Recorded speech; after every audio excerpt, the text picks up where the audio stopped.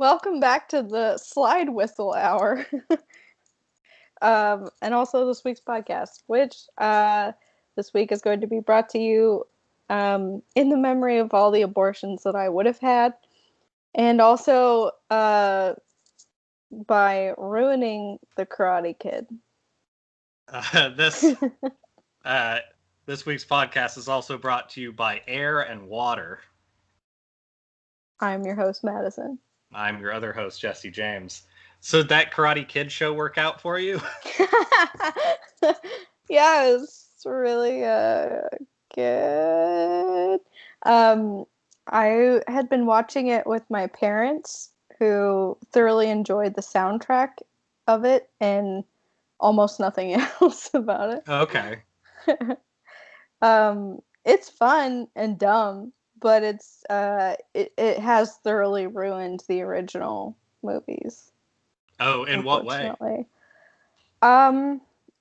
So, I mean, it's been a while since I've seen the original movies, so they could... I'm remembering them fondly, of course. Yeah, probably. They're fine. Yeah. But, in the new show, I'm, of course, for anyone who doesn't know, I'm talking about Cobra Kai on Netflix, which is kind of like a revival. Not a revival, but it's like everybody but, 30-ish years later, sort of? Yeah. Yeah, everybody who's alive, anyway. Yeah. Mr. Miyagi is dead, so sorry for that spoiler, but he didn't make it.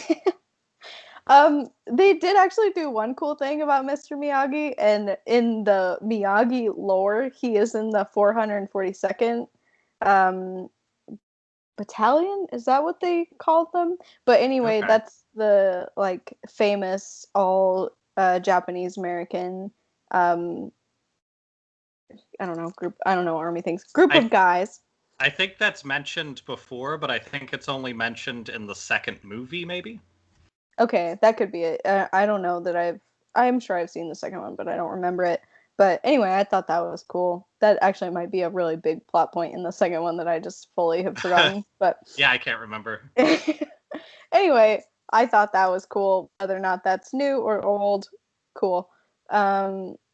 But the thing that's ruined the former movies is that, I mean, Daniel is obviously the protagonist in the first one, so you're kind of like rooting for him. Cobra Kai follows actually the bully. Oh, I don't remember what his name is. Yeah, I don't blonde, know. shaggy hair surfer man. Chudsman. Chudsman. Exactly. So it follows him and his attempts to bring back Cobra Kai, but like better, I guess.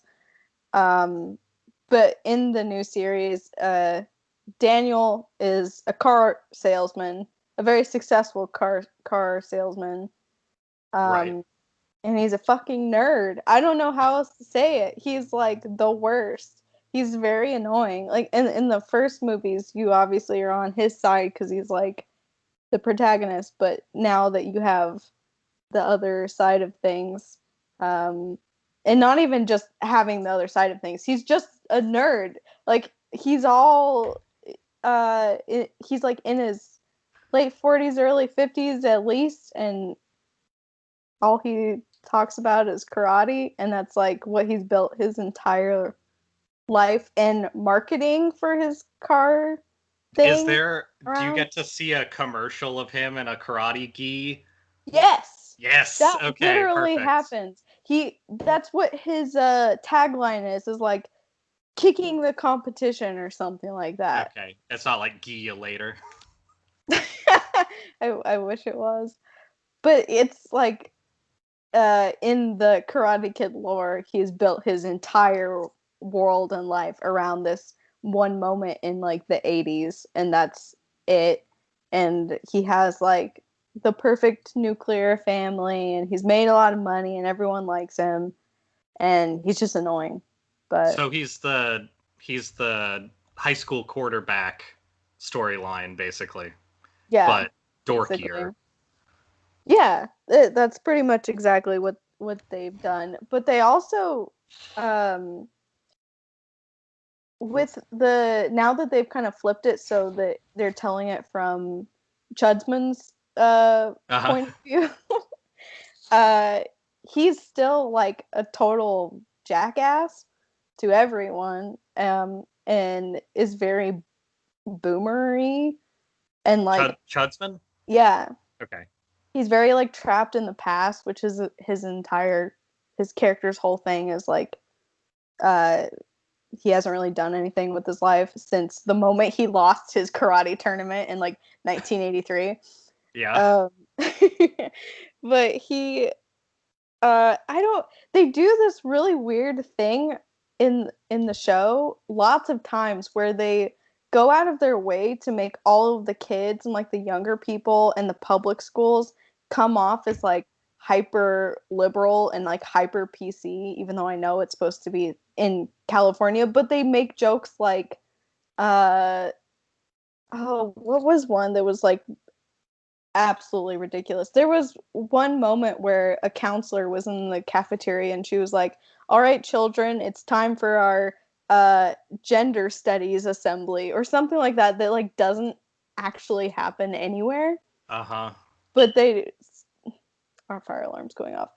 But Ooh. they do that like a lot of times just to be like, haha, they're so PC. And I'm really curious to know what the actual politics of everyone in this TV show are. Yeah, that's interesting. I mean, I guess it makes sense. Like, that is a very boomer timeline show, but I don't know. It, to me, illustrates that whole setup, illustrates the sort of fallacy of having a lot of importance on anything children do. Like, in Yeah. reality, children should probably be sort of dismissed on most things that have to do with like how good they are at anything until they get to a certain age anyway. So having it be, I like the chirping. It I know. helps I should probably metronome fix it. Uh, uh, we can fix a couple things here in a second. okay. The idea of people having a big accomplishment and then everybody thinking that that's actually cool when they're like sophomores 17. in high school or Yeah. something. That should be the problem anyway. Anyway, we can fix those things. I need my note thing from over there. Okay.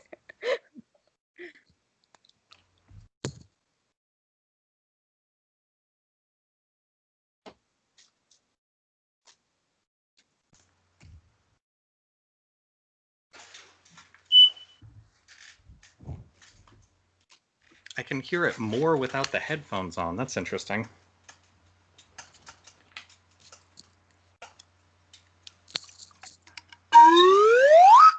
We have returned. Was there a louder beep there for a second? Yeah, that's what happens when you silence it. It gets louder. Okay. I heard it through the headphones when they were sitting on the table, and I found that strange since it was quiet before that.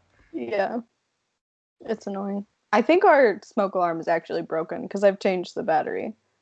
Um, or alternatively, it's not a smoke alarm at all. It's a carbon monoxide alarm, and it's just been going off for a very long time. Carbon monoxide alarms do that when they start getting lower on battery. So it is fairly likely that if you've switched batteries in the other, that it is the monoxide alarm. We had that happen here this year, so that's the only reason why that's fresh in my mind. Okay. Yeah, that could be it. I am with Snack. I feel like you only have one big shining example, so if you want to go first, okay. Feel free. It's tequila. Nice. My one big shining snack is tequila. Honestly, I would trade at least half of what I have for tequila. I have drink-wise, I have this. I'll call this coffee 1. This is slightly cooler coffee that has a store-bought pumpkin spice added to it. Ooh. Yay. This is warmer, fresher coffee. This is hot cider with sake dumped into it. Also, officially on our 45th episode, the sake is now gone. So I'll need to get more of that. I have water, of course. And I have these, which also just, they're good and I have them. But the thing I want to talk about for a second is these. I'm holding up popcorn M&Ms, which I have mixed feelings on these. First off, this smug football M&M is really garbage. So on the cover already, I'll give it an F. But yeah, agree. The big part of these is that every time I eat one and then wait a while, I forget everything about it. So it tastes like if you took the kernels out and just had the puffed corn, but then also had like popcorn flavored butter on it, and then put chocolate around it, and then put the candy coating around it. Like it's so what do they look like? What's the shape? Can you show us a close-up? A little malformed, and these are the only colors. They come in piss, poop, and other. You get a number 1, a number 2, and a number 3 when you get these. And in a toilet paper color. Sure, nice. We'll call it that. They are M&M shaped, but like if you can see on the light, very lumpy in weird ways. Yeah. And that's what they are.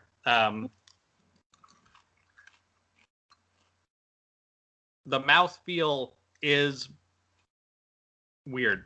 Like I can hear the crunch of it. So, did you ever have the rice-filled M&Ms? Yeah. This feels like a more puffed and looser interior. They're not nearly as tight as the rice M&Ms. Those had like sort of a crackly appeal to them. These don't. When you bite into them, it's like the wet cardboard version of that, where it's just like, like it. That's a good cardboard sound. I don't know. It's they're frustrating because on one hand, I don't know why they did this. It's not really a good M&M. The colors are also like, I guess vaguely popcorn related, but not like vaguely. Brown, yellow, and white is not a color combo for anything. Food-wise. They could have done red and white for like the traditional popcorn bucket is like a stripe red and white. Yeah. They could have done a lot of different stuff. They could have done America colors. Or something, I don't know. They could have done all brown. I would have been fine with that. Or all white. Actually, all white would have been actually, all white would have been the correct path on popcorn. If they do it now, we'll know that they're listening. Yeah. They're one of our listeners is Hershey or whatever. The CEO. But yeah, my review is, I don't know, but they do coat the inside of your mouth, so there's that. Oh, like that. Yeah, it's got that butter. It's a real butter dumpster in here, is what I'm saying. I don't know. I really do like butter flavor, as most people do. But I don't know about, does it taste like a fake butter flavor, or is it actually pretty good? I would say if it were the fake butter flavor, I wouldn't like it at all. uh, because of the rest of it. But because the flavors are fine, like I am fine with them. It's just weird because much like popcorn for me, especially popcorn that is salted differently, like there is no salt on the outside or anything like that. So like because the saltiness is mostly a chocolate thing, it like fades from your memory very quickly. But Interesting. I would suggest getting some and trying it just because, or I can send you some second hands with a package of weird shit that is eventually going to make it to you. I also have a collection of things that will eventually be mailed to you. Just wait till you get a box and then put a new label on it and send it back. Okay. Yeah. Because depending on how things go, I might also be sending you the exquisite corpse. Yeah, I'm excited for that. An abundance of drinks, and they go together slightly. So now, okay, since you're drinking a McDonald's coffee, does McDonald's coffee to you smell weird? McDonald's coffee. So, for people who don't know, I have a very long history with coffee, and probably will be one of those old people who are told by doctors not to drink it anymore. But I spent time doing coffee school and shit like that when I was in a fancy cafe and a bunch of other weird bits. You can see my availability of coffee equipment that I choose not to use back there. But McDonald's coffee has always had the taste of sitting in like its industrial packaging. So like you'll get sort of a slight tinny flavor almost under most McDonald's coffee. I also suspect that they're probably using all of the industry standard stuff to clean their equipment, but I bet they're not having people who really give a shit about coffee clean it because you're hiring people for a myriad of much more important things. So I would guess it's just sort of the industrial version of how Alaskan people don't clean their fucking coffee pot. Like that's probably what you're tasting when you're tasting McDonald's coffee. Also, it's often like it's not watery, but it has some sort of weird ratio going on with the coffee they use. Yeah. I don't know why, but I've always felt like it smelled, this is going to be a really disgusting comparison, but that's all I can think of. It smells to me not like the smell doesn't smell like this, but this is what it reminds me of. You know how when you eat asparagus, your pee smells differently. Yeah. Every time I have their coffee, I smell it and like that idea is in my head. Like I don't know what it doesn't smell like that, but it just smells weird and I can't place it. The coffee company they get their coffee from is Seattle's Best. Seattle's Best, like house coffee, like they're just general coffee style that you get. I want to say it's like a French roast that I think McDonald's uses, is sort of skunky. Like it has a weird thing. And I bet if you have that in whatever the fuck they're using, whether it's bags and it's just going through like tubes or whatever. I want to say that they have air pots at McDonald's, so I'm guessing it's just places that build up that are a pain in the ass to get to are building that flavor up. Because Seattle's Best is already like fine, but most of the locations they have physically went out of business. Even if they were like owned by someone else and serving their coffee, they like aren't around for the most part. Just in like my walking around Seattle for a couple decades or whatever the fuck.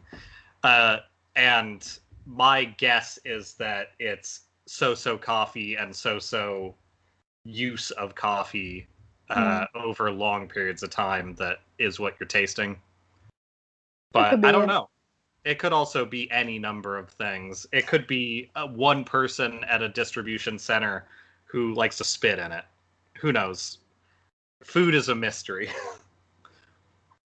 Especially here. I still drink it. It's not like bad enough. It's not even bad. It's just like something I notice every time. Yeah. With specifically McDonald's for some reason. There's a place called Odd Fellows in Seattle that I generally think is good. It's also sort of like the perfect example of a place that is performatively for like artsy or like a locals only style of place, but it is also very clearly like charging $12 for like a little bowl of minestrone. But the thing that sort of brings this into the coffee discussion is that it's weirdly one of the only places in Capitol Hill that you can get coffee without sitting down to buy it past like 10 o'clock. And for me, doing a lot of like weird overnight paintings and shit like that, I often needed coffee as like part of what I was doing around like 1 a.m. And when I was living there, my thought was always like, there's so many fucking people who go to bars. Like Dick's has coffee, but Dick's closes at 2. And while I get that, it is frustrating that there's no way to like get it after that.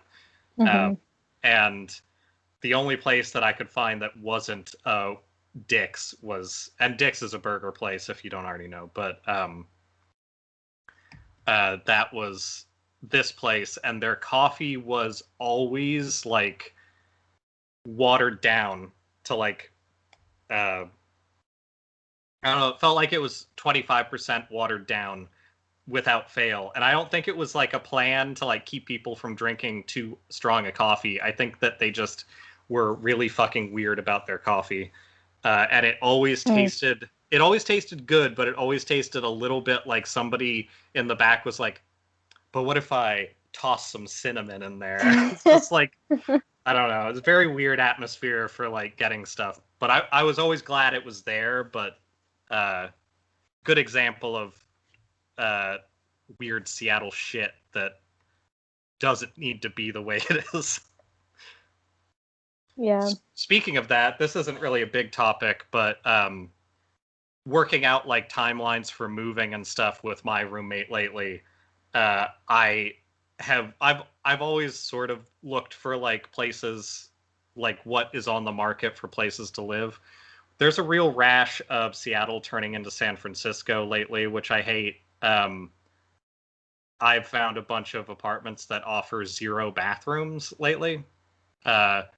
So a lot of like official, like licensed places that are renting out rooms are now doing rooms with a shared bathroom, and I hate it. We have so many places we could give for people to live in here. And the fact that we are now reducing it to splitting units into fucking subdivided shit and trying to charge people like $800 for a room where you get to share a bathroom with people is fucking ridiculous. That's not everything, and I know that you're looking at things too ambiently, but that's just sort of like a general gripe that I have in case people don't know how bad it is for some aspects of that shit. These places are also in areas that are like not the places that I would move to try and live in my means. It's just seeing it happen. It feels like there must have been some change in the laws that we have here, because I don't think 10 years ago people were really allowed to do that, or if they were, it was frowned upon. And now it's turning into like, I'll just sell a room as a unit. That's fine. I'll just put a whole bunch of rooms and a bunch of unit like extra numbers next to it, and we'll call that legal. Yeah. I don't know how they're getting away with having no bathrooms in places. Like Yeah. that's basically a like a hostel situation, Yeah, it which wouldn't even be is much legal. cheaper.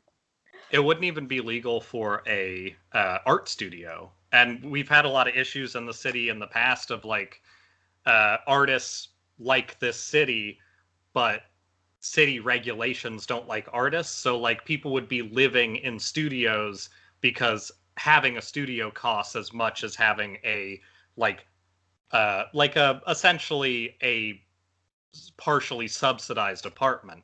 And they would construct their own system of like, we've got this office building, we've got a bunch of artist studios in it, but they're living here and like sharing like sort of a what would be a public restroom in the past is now a like restroom for the floor.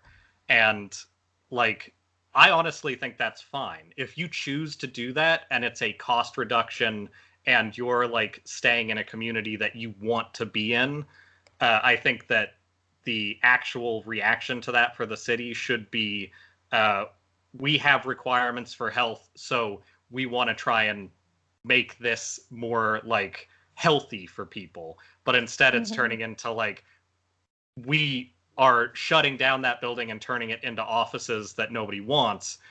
But we're also tons of empty buildings. Like you don't have to kick a bunch of people out of their homes. But we're also going to well, homes and workplaces. Like I think that's important. You live and work here, and that's how you can survive being an artist.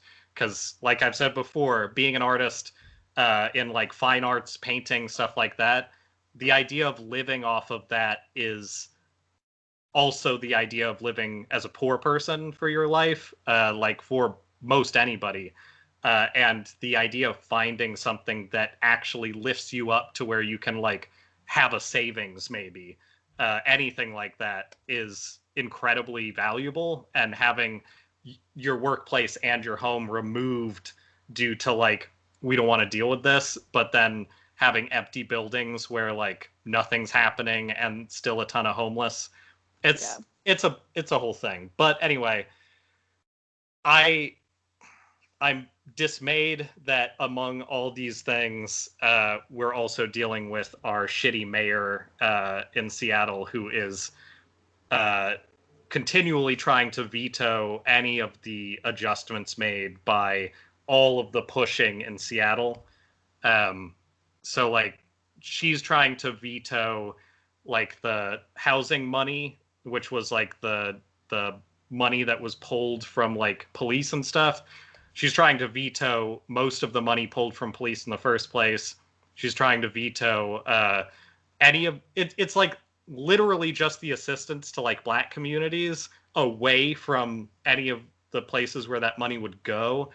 It's really gross. It's like the actions that are being taken are the actions of like a strict white supremacist, which is not at all what I would have expected from somebody, especially annoying because everybody's talking about how horribly liberal the uh, Seattle governance is, which it is not. If it were, it would be great. If we could get a horribly liberal person, I would take it over like having what we have. I would take a Hmm. leftist first, but having somebody who's at least like concerned about people would be good. Um, You know, Seattle, the anarchist jurisdiction of Seattle. God damn it. Yeah, I mean that's obviously in my topics for today because that's stupid. Not to jump the gun on that, but Um, yep. that whole anarchist jurisdictions thing, the fact that anybody's taking it seriously is frustrating. Uh, like that shouldn't be a news story for anything except what do they think they're doing? Like I don't know. What would you think an anarchist jurisdiction is? Just if you heard that and I don't know, heard it about a place in Canada, what would you think that was? Uh oh. Okay, well, if it was Canada, I would probably not know as much what to expect. I would imagine it's probably like a leftist protest or something. Here, having the context of it being the US, when I hear the phrase anarchist jurisdiction, I think people hanging out having a good time mostly. Yeah. A group of people that some people who have money are mad at, basically.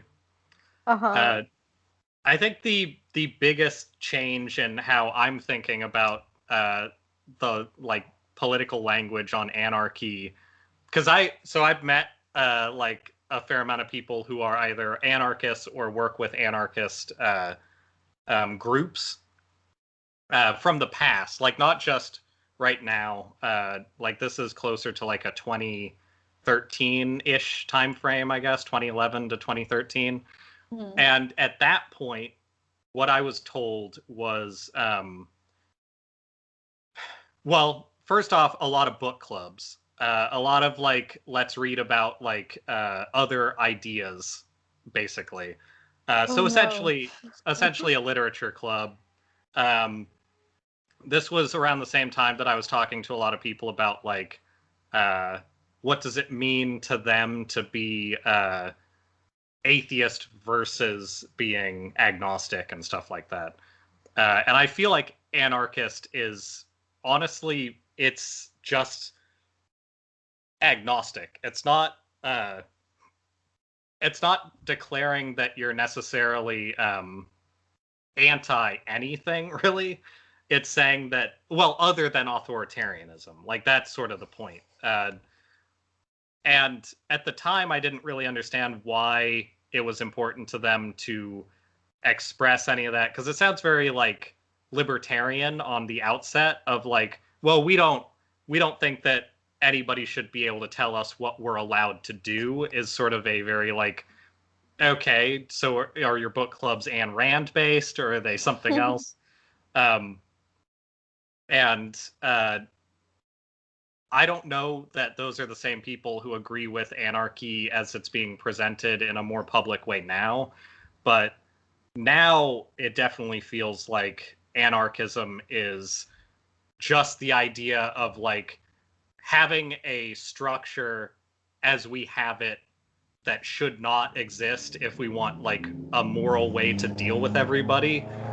uh, Anarchy is the way that you say we're not okay with having this structure, we need to break that down, as opposed to saying we don't want structure at all. Like and that feels like the difference. In the same way that like agnostic is a way of saying it's not that I'm against any one religion, it's that I don't think any one religion is the absolute right way to go Hmm. from my position. Where atheist is like, I think religion itself is a bad idea, which is honestly where I'm at. I'm not an atheist when it comes to government, though. I don't. That is closer to what a libertarian would be. Of like, I have money already. I don't need government. I just need guns, and I need people who want my money. Like that's what a libertarian is. Uh, Yeah. but yeah, I feel like that is finally coming through. Like what people were trying to describe to me took a long fucking time to like work, but a lot of it's because we have all of the cool stuff going on that we have right now. Hmm. Yeah. I think you were the one who sent me a screenshot of a text that the Trump campaign sent a while ago. It Yeah, was, that's probably me. yeah, what did that say? It was insane. It was like Antifa anarchists are coming to burn down your house or something like that. Yeah, Something. they, It was they something like along those lines of severity, like they're coming to kill you, basically. they want to like destroy everything you hold dear is essentially the way they're presenting all of that. Let Mm. me fuck. I had something that I really enjoyed, um, but I need to find it. Is that it? that could know. That's a dumb housing thing. God damn it. Um, there we go. I don't think I sent this to you already, but I found this to be. It'll come in via phone. Oh, here it is. That is one of the more recent things that I've seen along those lines that I really enjoyed. It was sent to me like earlier in the week, I think.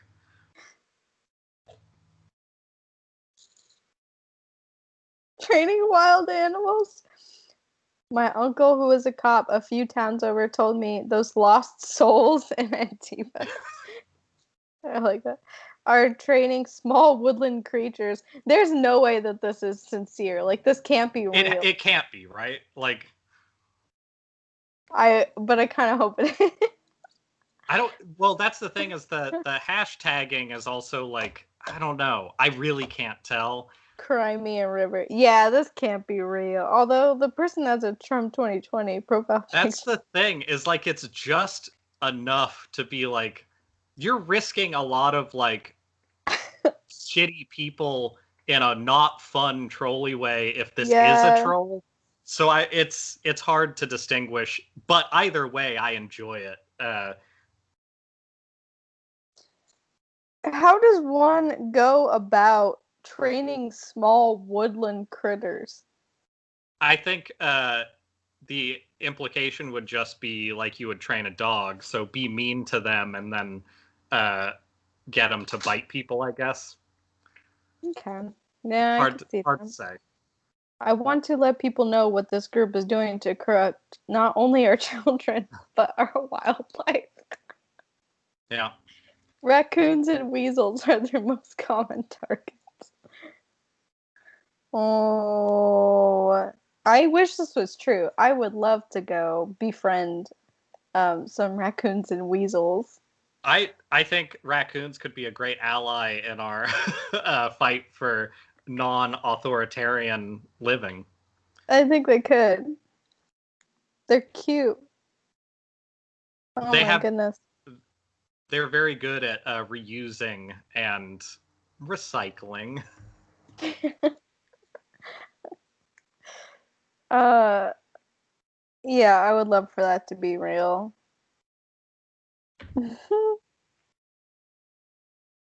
Yeah, I don't know that is. I feel like that's someone trolling, but I feel like it has to be.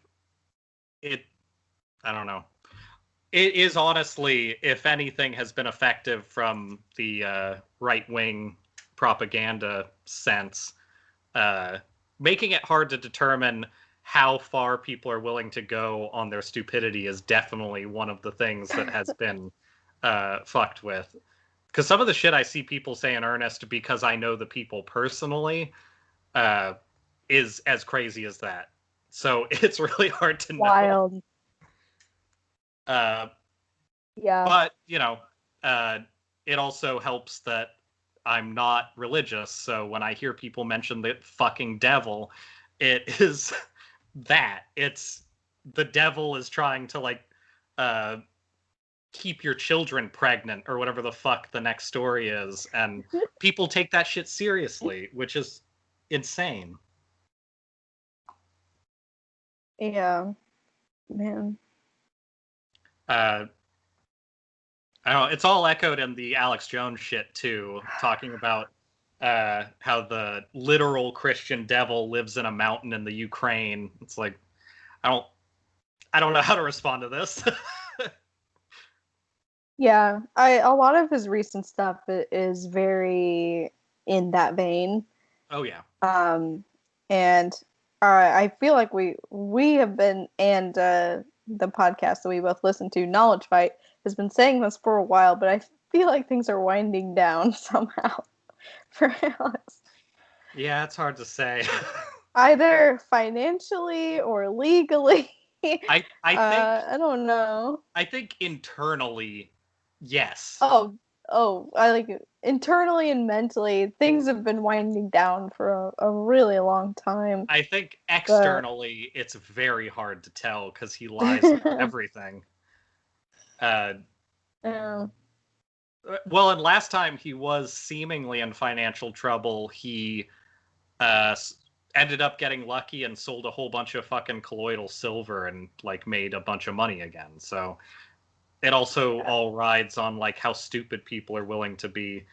It just frustrates me that there's enough people listening to Alex Jones to make a difference money wise in the first place.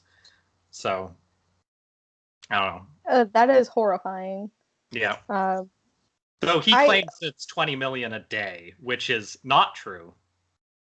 Because yeah, you can look at the numbers on his websites and stuff of actual viewers, and it's like a few thousand. It's not anywhere near a million, but somehow he just keeps saying it's millions and millions of people, and also all of the government, and also the CIA tells him he's good and all this stuff.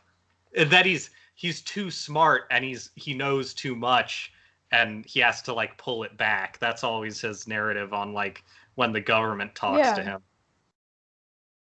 The government and God, because he also has some self-proclaimed like psychic power, I think. Yeah, kind of what he says. He's both had people on like Leo Zagami and those people who say that they're literally Jesus, but they also did 9/11. You can look into that guy. He's interesting. But then you can also have Alex Jones, who claims that he is a prophet and he's not Jesus. He makes a big deal. I'm not Jesus. I'm just getting it ready for Jesus. I'm just so close to Jesus. I'm just like, if this is Jesus, I'm like, I'm right like, here. I'm right in there. Yeah. I think my favorite clip of his in the realm of like self-aggrandizing is I don't even remember how long ago this was, but he has a clip that's like, sometimes when people talk to me, they think that I'm autistic and that I don't understand anything that they say because I'm just like playing 4D chess in my mind. Like yeah. Sometimes people think that I'm on the spectrum because I don't even like register what they're saying because I'm like thinking, so far ahead in like different dimensions and God's talking to me. Uh-huh. Yeah.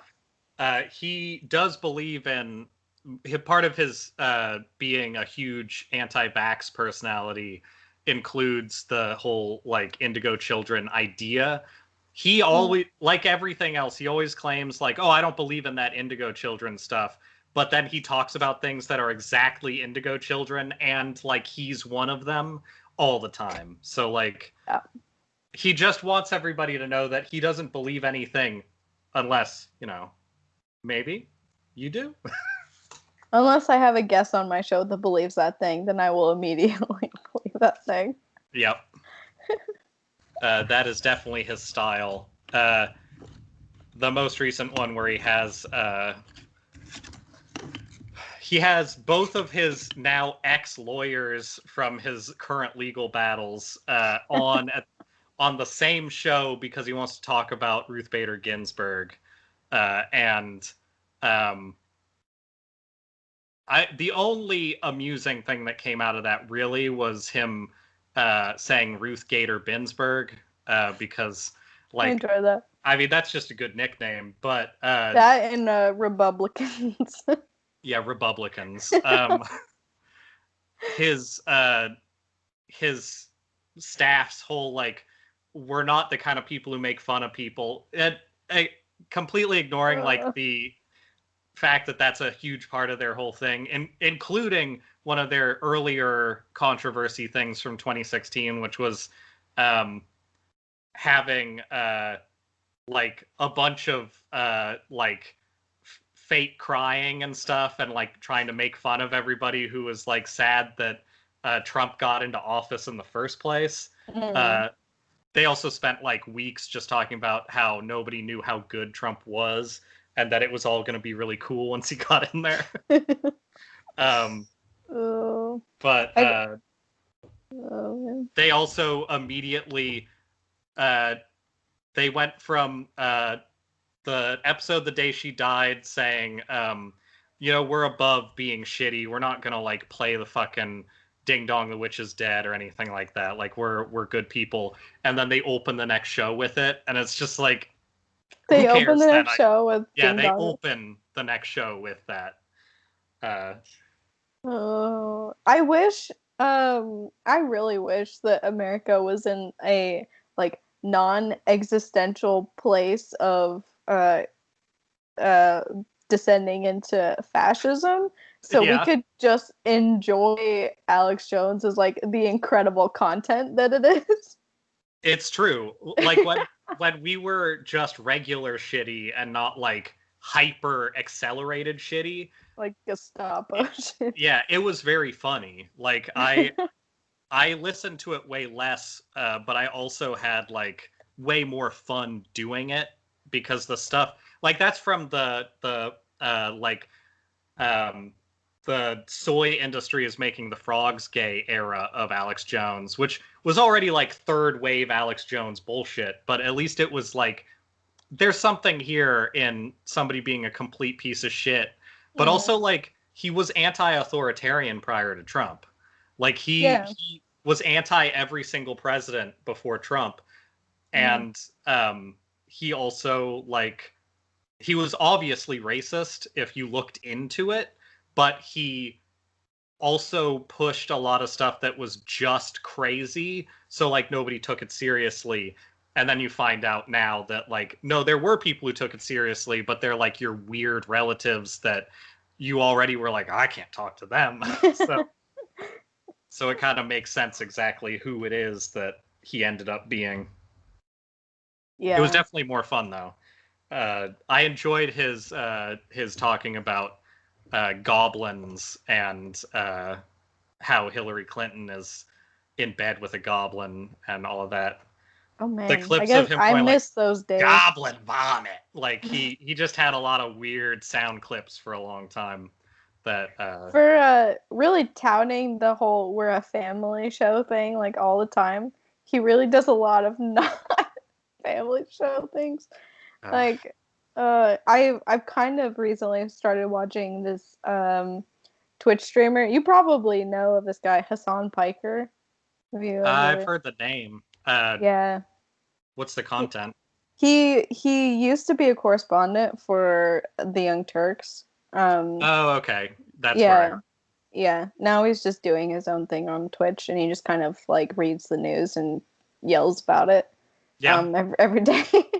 So I just kind of turn it on while I'm starting my day. But he got featured a while ago on Alex's show because he had like this whole controversy where he was watching a documentary and he said America deserved 9/11 as part of like a larger clip of things that he Oh, said.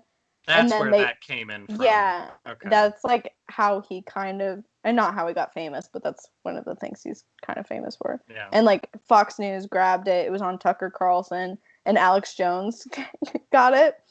And he has the clip of him saying that, and he's like um, talking about how we're a family show, so I can't say all the things that I want to say. And then he at some point says that this Twitch streamer has bitch tits. Huh. Like it's a real descent into that. Like he makes a lot of weird sexual statements about him. Like this Turkish guy is like coming to fuck your daughters, and then like 2 seconds later, he's saying that he has bitch tits. Yeah, it's really great. I love that family content of It's always Alex his Jones show. family content's great because he believes that the enemy is both effeminate and he believes feminism is evil. So like that's his big thing. But he also believes he like pushes that like Antifa super soldier shit too. So Yeah, he's always in that range of like they're like weak and we can beat them like easily. Like they're gonna be amazed when we come out and like do all the shit we're gonna do to them.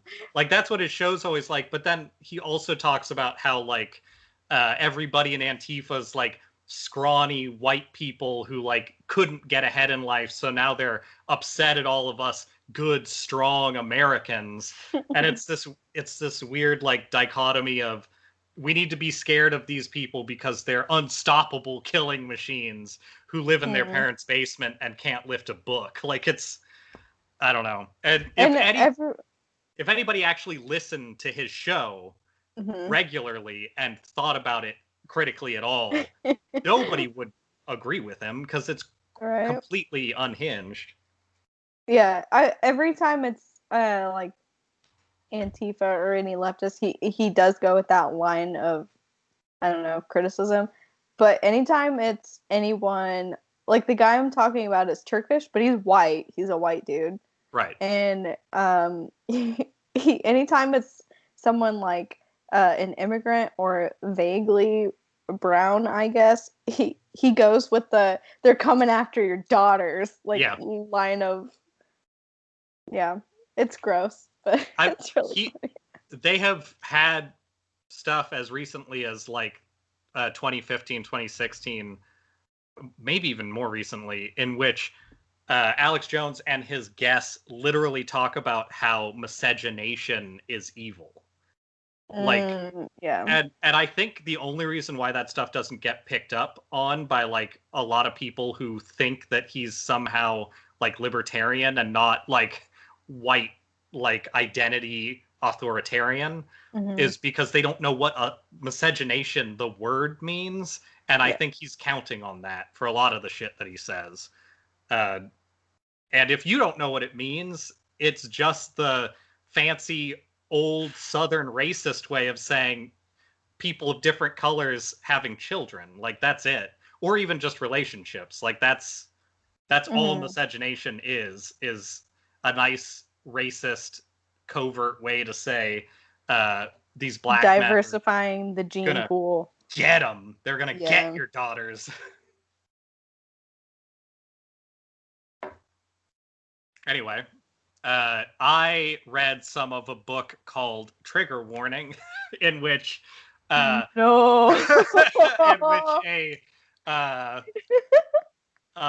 man, just like Snippets, in which a man he's, I forget why he has to go. He goes to a liberal college, and the best part that I read was him trying to defend a woman being abused by her boyfriend, but she's being like sort of beat up, and his internal dialogue is about how she's so shrill and always complaining about like all these crazy feminist ideas.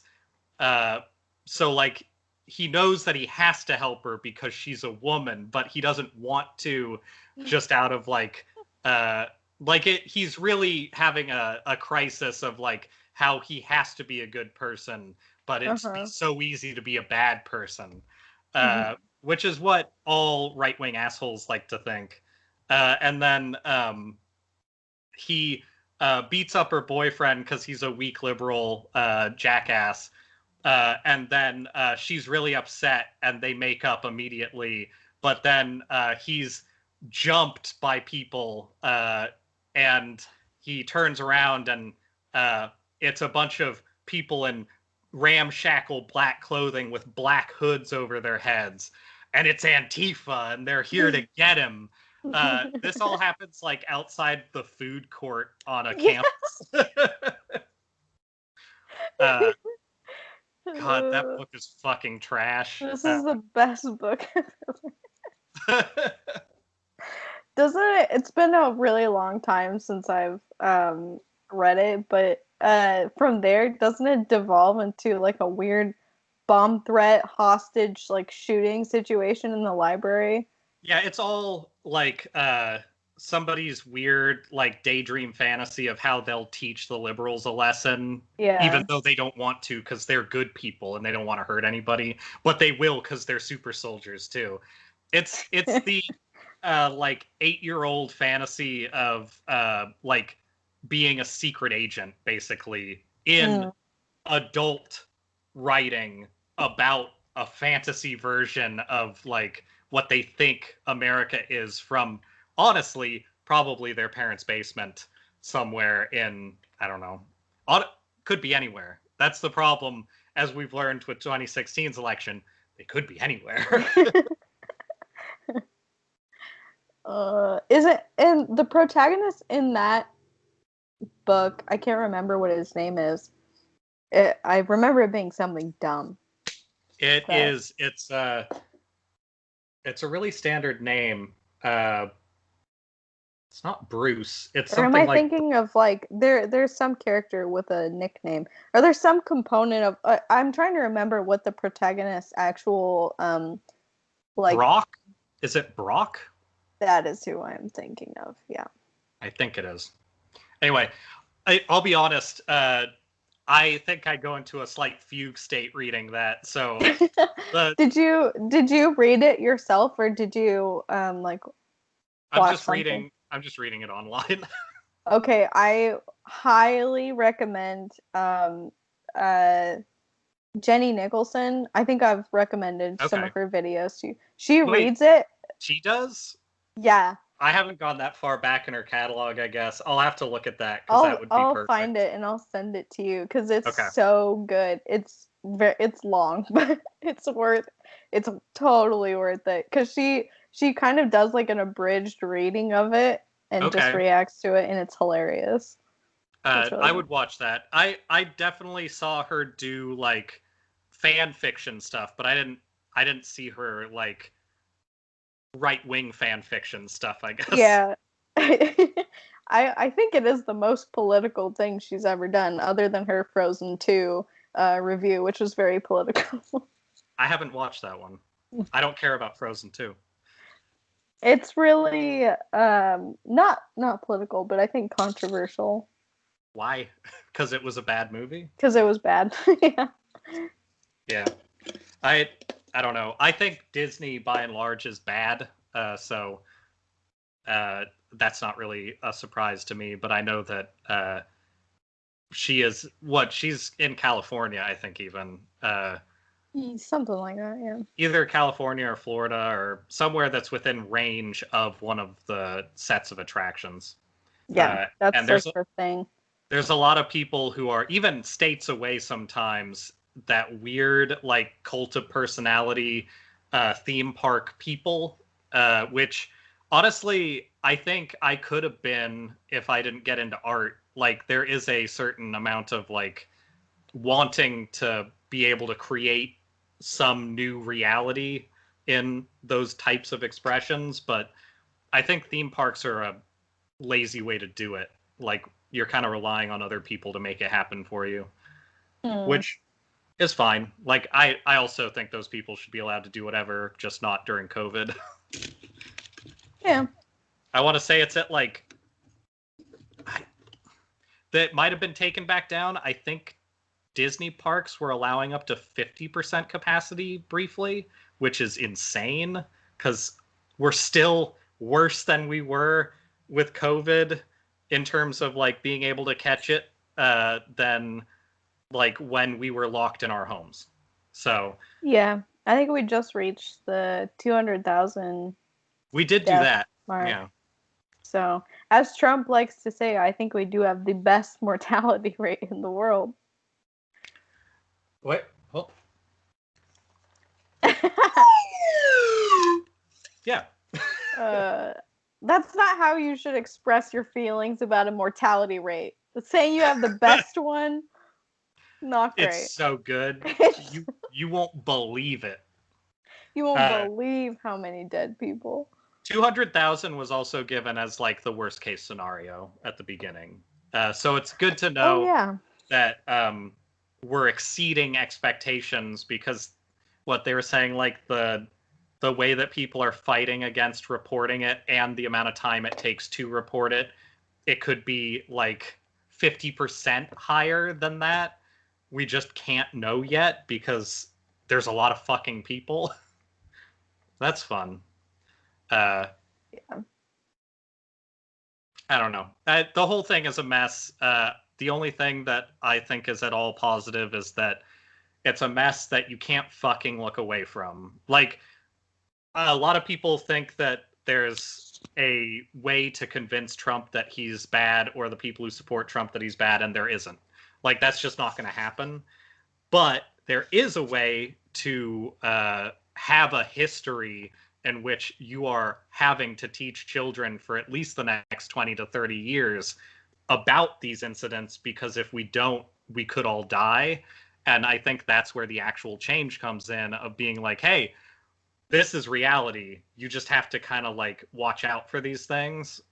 It's just like every fucking thing, so much slower than I would like it to be. And also it feels incredibly unfair because our generation has not only gotten shit on forever, but now we're supposed to be the example for how badly you can get shit on, and then just sort of like pushed off to the side.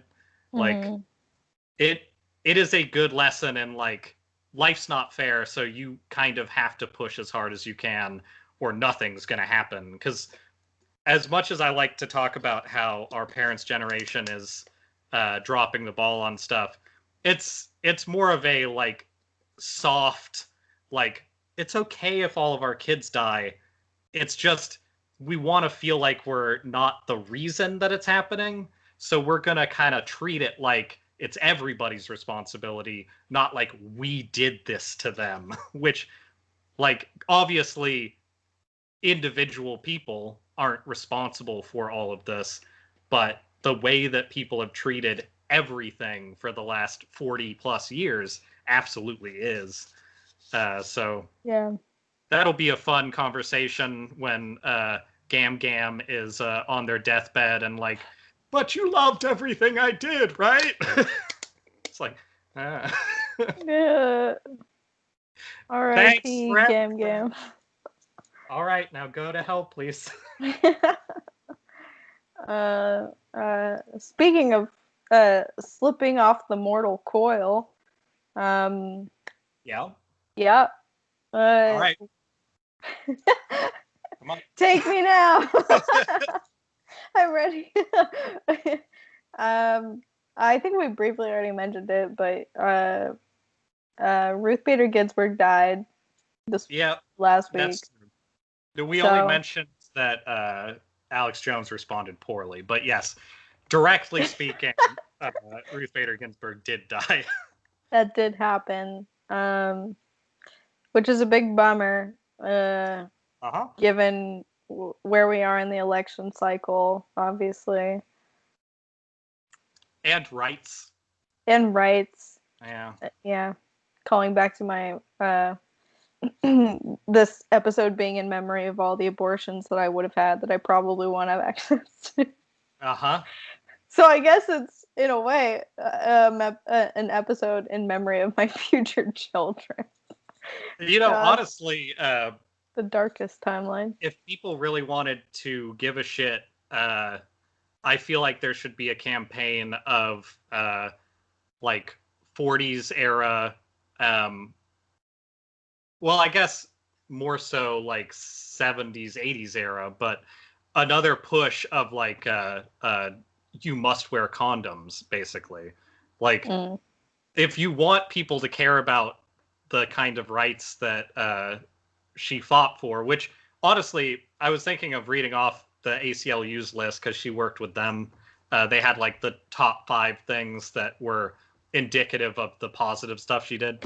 Also, fully noting, I don't agree with a fair amount of stuff that she did, but I think she was probably our best Supreme Court judge in a world where I don't really love Supreme Court judges.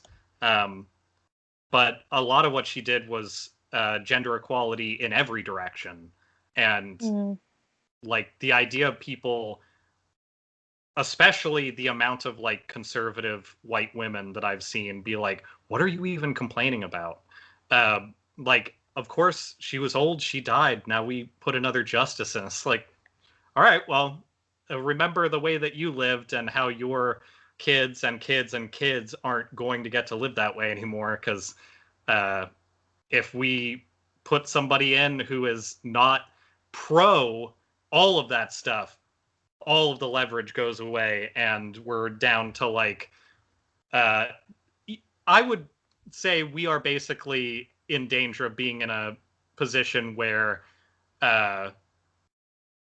like sex outside of marriage is now going to be like not okay for our country, for both safety and for like the way the moral like hierarchy is going to be constructed around that, because that's already what people want.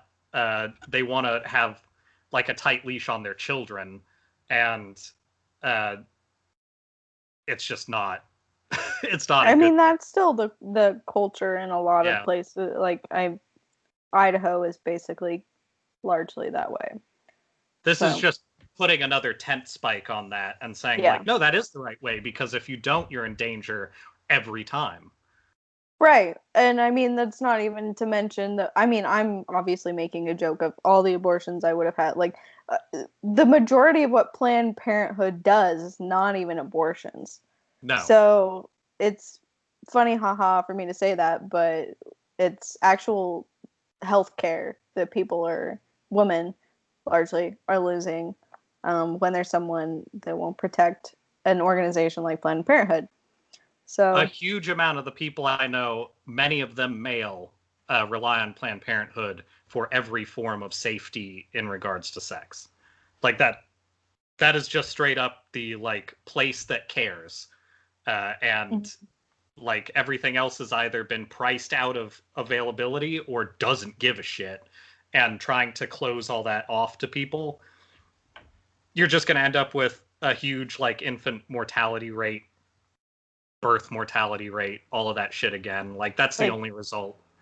yeah, I mean, I feel like it's not worth saying, but like we know that when there are tighter restrictions on abortions, it doesn't go down; it stays the same, if not rises, and people die.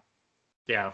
So, I mean, that's I think scientifically people have known that for a while, and that's really not a factor for them. It's also crazy to me that something like weed is slowly making its way into a positive public consciousness, but things like sexual rights aren't. Because like there's no reason why we shouldn't be able to help people. Like uh, the people out there who think things even like Plan B are evil and shit like that are just, I don't know. They're anti-human, and I get why they act that way, because Mm-hmm. they're religious, and religion is honestly a pretty terrible construct when it starts to invade our political atmosphere, and it just shouldn't. I think religion is something that should be somebody's decision. I think it should be considered child abuse in a certain sense to have a certain amount of pushed religion on anybody before a certain age. Uh, and people are more likely to rebel against religion when they're like in middle years of growing up. But like, why don't we give people a choice to either join up with their family's ideas or not? Like, that's the kind of thing that I feel like the actual idea of separating uh, religion from politics is both something like that in terms of like actual free will, and Mm-hmm. also something like how churches can just amass money however they want and never pay taxes and do whatever the fuck they want. Like fucking Jim Baker building mansions and small towns for himself out of money that's just handed to them that they don't have to pay anything on. Like they Yeah. have they've found a way, and I have some stuff that I was going to go over about the way that the government interacts with people, and how like giving people a certain amount of like, here's where the loopholes sit, and like giving them sort of a lack of regulations in certain places is exactly how all the evil shit comes about. And that's exactly what they've done with religion, is just given them free reign of things that are like, I mean, but you wouldn't do this, right? Because that's bad. And then saying like, but we're not going to regulate that. So, It's just frowned upon. Please don't. yeah, don't do that. Don't do that. Don't do that. Ooh.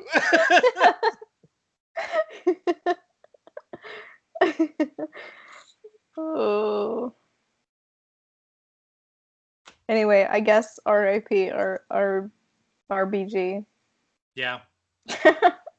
I I obviously respect her and what she has done, but seeing my Twitter timeline being full of people actually fully mourning the death of this woman who's had cancer, what, like 6 times? Like, Yeah. it makes me feel less for her situation because she was old. And more for, it says a lot about the state of our country when one person dies and like everybody's worried about losing access to like reproductive health care. Yeah. That's pretty morbid. One person died, and now all of a sudden we have to be like, are we even going to be able to like live normally anymore? Is the election going to happen any Yeah. kind of legitimately? I don't know.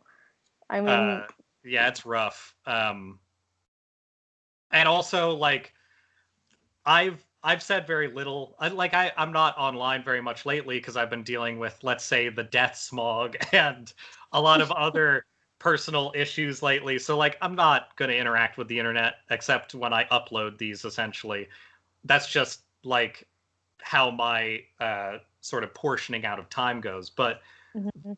even in the little bit that I've interacted with things in the last week, the amount of like fervent RBG support that's like, don't fucking criticize her, she just died. And it's like, it feels like the McCain support where it's like McCain was a piece of Yeah. shit. Like you Yeah. can't just plaster over the fact that he was a horrible person by like saying, well, he just died. Like what other, he's not alive to care, and his family should know, like, if they want to go out and talk about how amazing he is, they need to do it with people who agree, because like we don't. Um, and Yeah. Ginsburg did a lot of shitty things, but far fewer shitty things than most politicians. So like I understand the idea of being very like sad that she's gone. She's also a linchpin because she made herself one. Uh, and the like people keep telling other people to shut up when they're like, her holding out for uh, Hillary Clinton to be in office because it would be a really notable thing to be like letting somebody who's the first woman in that office place a judge is like, that's cool, but also it was a bad gamble, and it was a complete gamble. She had a safe path forward, Mm-hmm. and she's in a position to see exactly how bad shit can get, and she chose not to do it. Like she thought, oh, well, when she definitely wins, then this will work out. It's like people right now who are doing the whole like, we just, when Biden's in office, then we can fix everything. Like, I wish the protests would just fucking calm down because we already have our answer. And it's like, there's a good chance Biden won't be in office. Like, I don't know what you think is going to happen, but it's going to be a lot harder to restart all of this conversation than it is to just continue moving forward. Mm-hmm. And I think people need to kind of be realistic about, again, risk assessment. Everything in life comes down to risk assessment. It's the fucking how terrible people are with COVID and stuff. People need to fucking smarten the fuck up. And that's sort Yeah. of what I mean about like how our kids are going to need to be taught anyway, is that whole like, if you don't have good information and ways of like filtering things, then it doesn't matter if we're a country. Like we may as well just shut it down and try something else. It also sucks that almost the entire rest of the world, even if they're under a horrible, shitty dictator, uh, would be doing okay if we would just fucking follow suit and like take care of the environment and all that kind of shit. Like I definitely am in this weird space of like, I don't think America needs to be America, but I was also, prior to like, China having like more authoritarian leadership, in like the early thousands, my biggest wish going into college was that America would slip out of the powerful country space and just be a regular country. Like, that's all I want, is for us to be in a spot where other countries can go, you need to shape the fuck up, and we have to actually listen. Like, that, I think that that is the right thing to do, and the fact that people are willing to be nationalist without even knowing it and just be like, but we have to have our military or people will kill us. And it's like, so every other country, like, we need to be a country and not everybody's like weird shitty uncle who keeps like abusing them constantly. And that's a euphemistic way of saying bombing weddings, but you know, it's yeah, it's shitty to watch everybody be complicit with the idea that like we come first when we've always come first. Your entire lives America's been first. Like, the last people who saw America be even slightly even with other countries are dead. They were born too long ago. Like, that's not a thing for any of us. yeah. Anyway, that's my rant on how America should fucking step back and get rid of most of their military. I don't disagree with any of it.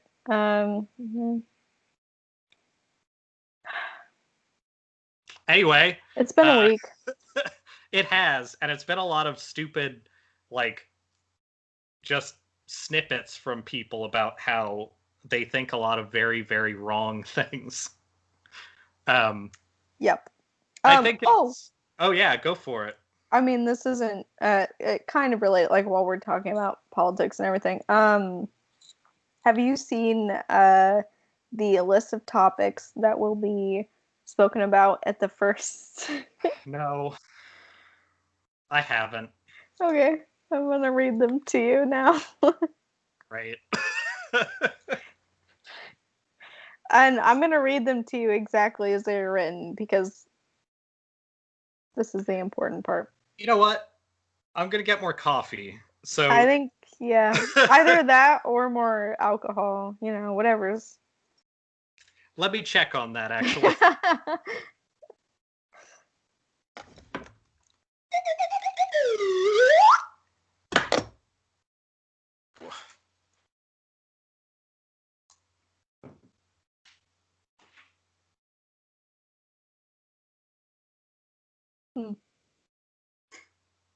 This tequila is really good. And I haven't had a lot of food today, so I'm feeling it.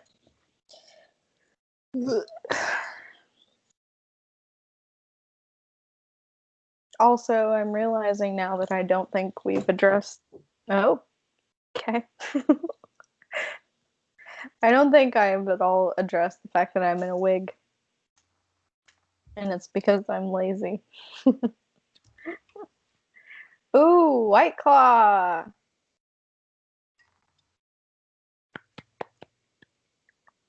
Yay. All right. All right. My hair is dry and crickly looking. I hate it. So is mine. Your natural hair is looking really nice today, though. Thank you. I just recently, I was going through my, I have a ridiculously huge image database in my laptop right now. Because I filtered all of my mobile devices onto it so I could delete all of that space. Gotcha. One of the things that I now have is it's showing up like, oh, we put people together that are in pictures. There are certain pictures of you that did not end up with the rest, which are the Ray pictures. And just yesterday, I was like going through like looking for like, I want to make an image. I'm working on some stuff that's sad punk related because it's the perfect 2020 like aesthetic. And there's just this picture of you like with the like the hair and the like contacts, right, for that stuff. Yeah.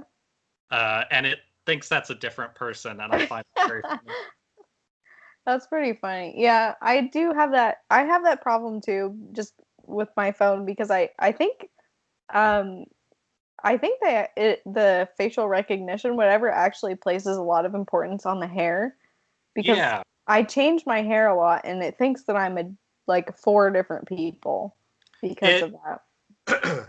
not to throw us off topic because I'm so excited about this, but I a lot of my drawings get put into like people.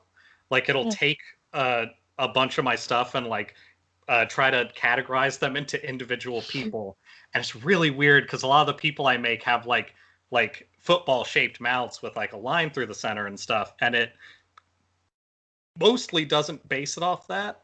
Huh. It seems like it bases it off eye spacing for stuff. So I don't know. It's got some weird algorithm going, Interesting. but it definitely put me with my different looks, which I don't think look that different until I see them separated out. I'm like 13 different people on that thing, and it's ridiculous. But yes, let's go over this exciting. So this is the Fox News debate, and this Mhm. is so these are the topics they're going to ask them about. Yes, next Tuesday. The debate's going to be moderated by Chris Wallace, and from what I've read, I think Chris Wallace decide. No, I don't know. These are just the topics that they've decided. Okay. I don't know if Chris Wallace wrote these or decided these or not, but here's the list. First one is Trump and Biden records. I Uh, mean, and that one at least sure. should be simple. Uh, Yeah. Biden has a lot and it's largely negative, and Trump has a little and it's incredibly negative. Number two is going to be the Supreme Court, of course, given Cool. recent events. COVID-19, number three. The economy, number four. Okay. Number five is race and violence in our cities. Neither one is good for that, but I know one that's worse. I really like that's the one that they're catching a bunch of flack for right now is the weird equivalency between Yeah. race and violence in our cities. The last topic is going to be the integrity of the election, which Okay. seems great. I'm very excited for both of these men to debate the integrity of the election. I can't watch this. Like I can watch and read and listen to so many terrible things. I don't know if it's within my power to watch these old fucks do this without it being like gone over by somebody else. Like I watched the Yeah. fucking Kavanaugh hearings at work while I was like Oh, me too. yeah, while I was like setting up envelope liners and shit like that. And that was even a thing that was fine because like I knew he was a piece of shit and I knew sort of what was coming. But with this, it's just like it's so much worse. I'm kind of I I don't know. It's gonna be a shit show either way. I it's kind of a gonna be a hate watching event, I Yeah. think. But yeah, I don't think it'll be easy to watch without watching someone else's like commentary I'm gonna have to be over like it. playing Minecraft with that on in the background or something different. Because if my attention's only on that, I don't know how that's gonna work. Yeah.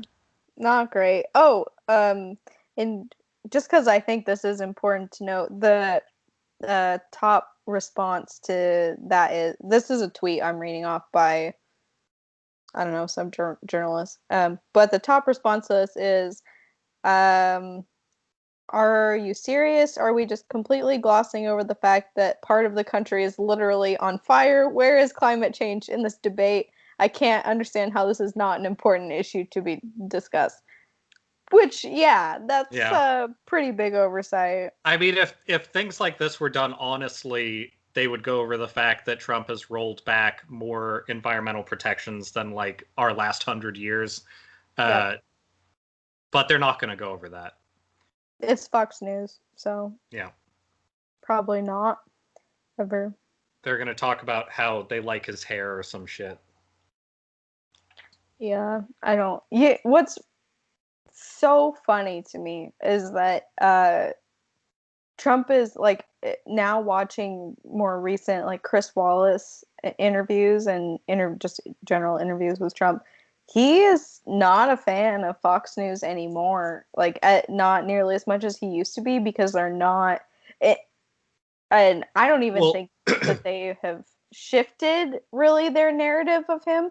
I think he's just demanding more positive coverage because it's his election.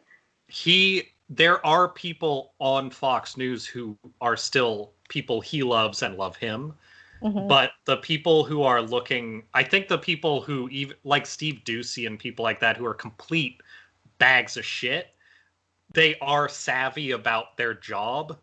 I mean, they have one of the easiest fucking jobs, especially people like a Steve Doocy who are like in control of whatever they want and get to like say whatever they want, and they love all the conservative shit, so they're very happy. Mm. People like that are getting tired of Trump because they don't want such a large lens put on the terrible shit they do, essentially, whether that's how they rationalize it in their head or not. But it's also like I don't know. Wallace and Ducey, I think, are the two who have pushed back the most from like more public stuff. But even like last week, I think Trump was like very positively and very like excitedly trying to get himself on Fox even more. And certain people were very excited about that, and certain people weren't. And I think that that's sort of like where it's at. Is there's a division now in Fox of like this guy's an asshole and he likely won't win, I think is how they're looking at it. So we need to like establish that we're not on the Start losing side. distancing. Yeah. Yeah, that Which makes sense. everybody knew that distancing was going to happen, but for some reason everybody's surprised by like these shrewd business assholes doing it because everybody thinks that they actually believe what they're saying and they don't. They're just shrewd business assholes. Yeah. Yeah, that makes sense. I think that's true. It's just really funny to watch Trump flip out during interviews and be like, I don't like Fox News so much anymore. And Oh, it's like the full authoritarian I'll eat the whole in bag of him. shit. You might as well just go for it. Also, we're pretty close to our order our on-demand food segment if we are doing that this week. Yeah, we should think about that. We started a tiny bit late. Uh, I'll pull my ordering device a little closer to me. Good. So uh, I cut you off with these horrible popcorn M&Ms. You were saying something about sort of the progression of how messaging has been. It sounds like. Oh, I think it with Trump in particular, I think it's funny just to see the progression of like the authoritarian in him and like jump out. I mean, when he's talking to the people who have pretty much unequivocally supported like everything that he's done, Yeah. and made excuses for him for 4 years, and he's like mad at those people. He just wants a state-sponsored good news about me TV show. I mean, that's always been his Yeah. thing. So I It, hope that that's becoming more and more clear to the honestly, people. my hope would be that they establish even more because I think that Fox News pulling away, honestly, because of the way our political systems work, um, they have a. I don't want to give credit to Fox News, but they have a pretty realistic view of if their shit is going to fly in like the long term. And I think them pulling away is a good sign that it is less likely that Trump wins, because if he was going to win, they wouldn't. It's not about morals. Like, they're not coming around. Even the fact that they're willing to ask about like things that put Biden more in the Trump stuff, like asking about history at like up top, is a very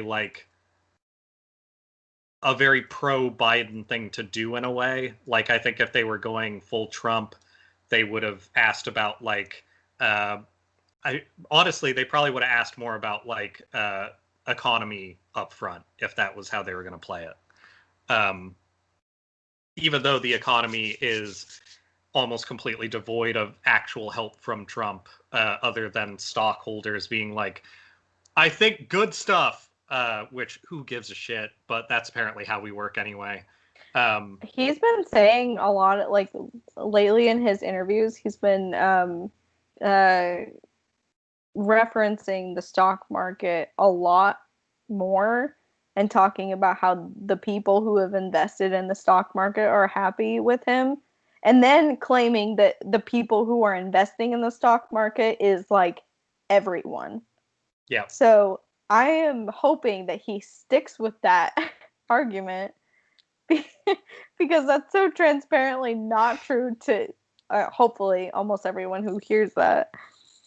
Yeah, I like the world of stocks is definitely something that I'm often dismayed by how many people do make that a part of their life. But it's like the world of scratch tickets, where it's like, yeah, people pay $10 and win 20 all the time. That's cool and everything, but that's not actually like, just saying that people are in that system doesn't actually mean any part of their life is dependent on it. And it's not indicative of any sort of increase in the quality of your life. Yeah. Yeah. Leading up to food, I actually want to go over something really important. In February, I believe, Mr. Peanut died. I do remember that. Yep. Mr. Peanut died, and, you know, we all dealt with that. And then, like, 20 minutes later, or whatever, Baby Nut was born. Why are you making me remember these things? So, I need you to know that last week, Baby Nut became Peanut Jr. and is now 21 years old. My God. So Peanut Jr. is 21 years old and can drink now. Are we all invited to his 21st birthday party? Yeah, right now. So. Oh shit! Why any more tequila to celebrate that? Get it. Get on it. Get more tequila and get more tiny guitar. All right, that's a good bet. I won't do that. I'll sit here and play beautiful music for everybody. Uh-huh. All right, everybody, this is a treat for you.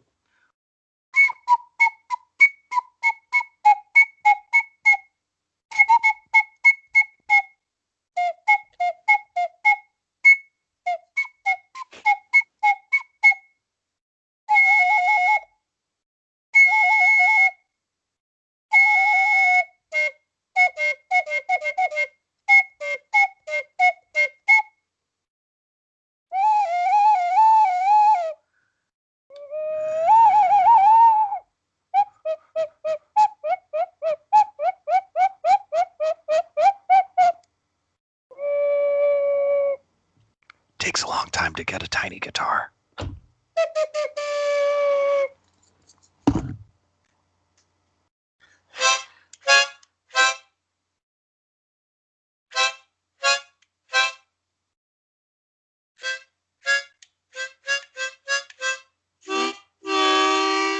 You know, I was going to do a pop secret today, but I wasn't able to get a photo yet that I need for it. but maybe eventually. It will be returning. I need everybody to know that Pop Secret is not dead. There's still a lot of pops to go around. I still have the noisemaker ready to go. And I do move this stuff off this table weekly, so I'm keeping track of everything.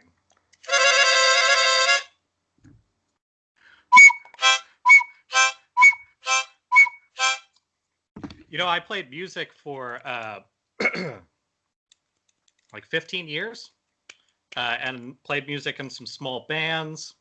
I play like relatively proficiently like 10 or so instruments, and I'm pretty good at, you know, saxophone and clarinet and some of those. You wouldn't know it though, because check this out.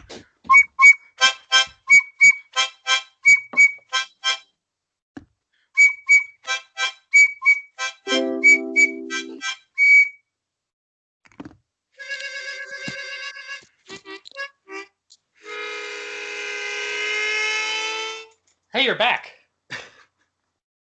Oh my god. Was that multiple instruments going at the same time that I saw?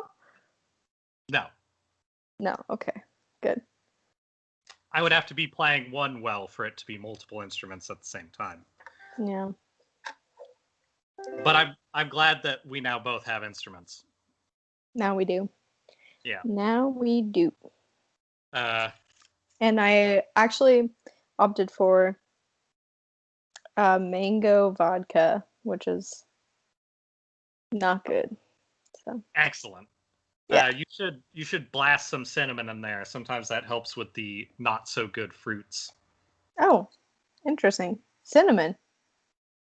A lot of the alcohols that have like that weird I don't know.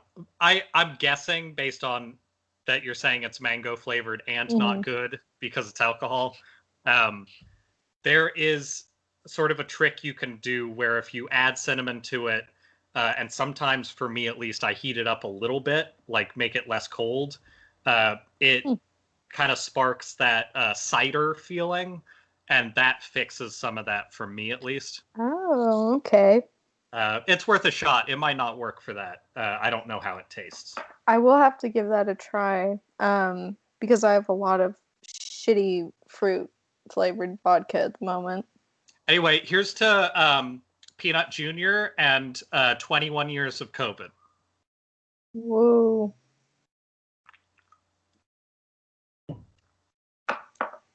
Yeah.